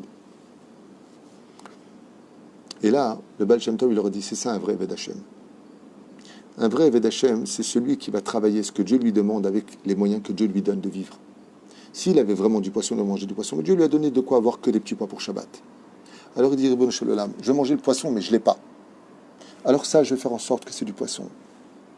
Ça, je vais faire en sorte que c'est de la viande. Ça, je vais faire en sorte que du gâteau de Shabbat. Le gâteau de Shabbat, pour ceux qui ne savent pas, c'est la tarte aux pommes. Il fait la Kabbalah. Velachen, quand Baruch Hashem, Shtabach Vitalesh Molad, Dieu nous donne les fêtes qu'on a aujourd'hui. C'est les fêtes qu'il veut qu'on ait. Il nous a donné d'autres armes pour les vivre. Mais ça ne nous empêche pas de les vivre. Si on n'a pas de Sefer Torah, prenez un livre de Torah et dansez avec. À Simchat Torah, vous le prenez, vous l'embrassez comme si c'était un Sefer Torah. Et vous dites à Dieu, je danse avec toi. Et vous levez cette Torah. Parce que si Dieu veut qu'on lève ça, il ne veut pas qu'on lève le Sefer Torah parce qu'on est en pandémie, parce qu'on ne peut pas sortir ou je ne sais pas qui, pas quoi, alors on prend ce que Dieu nous donne. Et on dira, tout comme lui a dit le poisson, on dira, voilà, je lève le Sefer Torah. Et je danse avec. Ce qui compte, c'est d'apporter le meilleur de nous avec les moyens que Dieu nous donne. Et on n'a pas besoin de cela, d'avoir les meilleures conditions, si on n'a pas les intentions qui l'accompagnent, comme peut-être les autres années. Anilo Yodea. Lachen Bezrat Hashem. Hashem, Yeshlo et Arayonot Shelo. Dieu, il a ses idées à lui, il a sa volonté à lui. Et nous, on doit faire avec sa volonté le meilleur de ce qu'on peut donner. Chag Sameach, Kol Tuv, Toda Rabba, Leitrayon. Hashem varech etchem b'chol asher tifnu, taskilu v'tatzlichu. ברוחניות ובגשמות עד בלי די ולא נדע יותר צרות די לצרותינו וברוך הבא לשמחתנו. תודה רבה.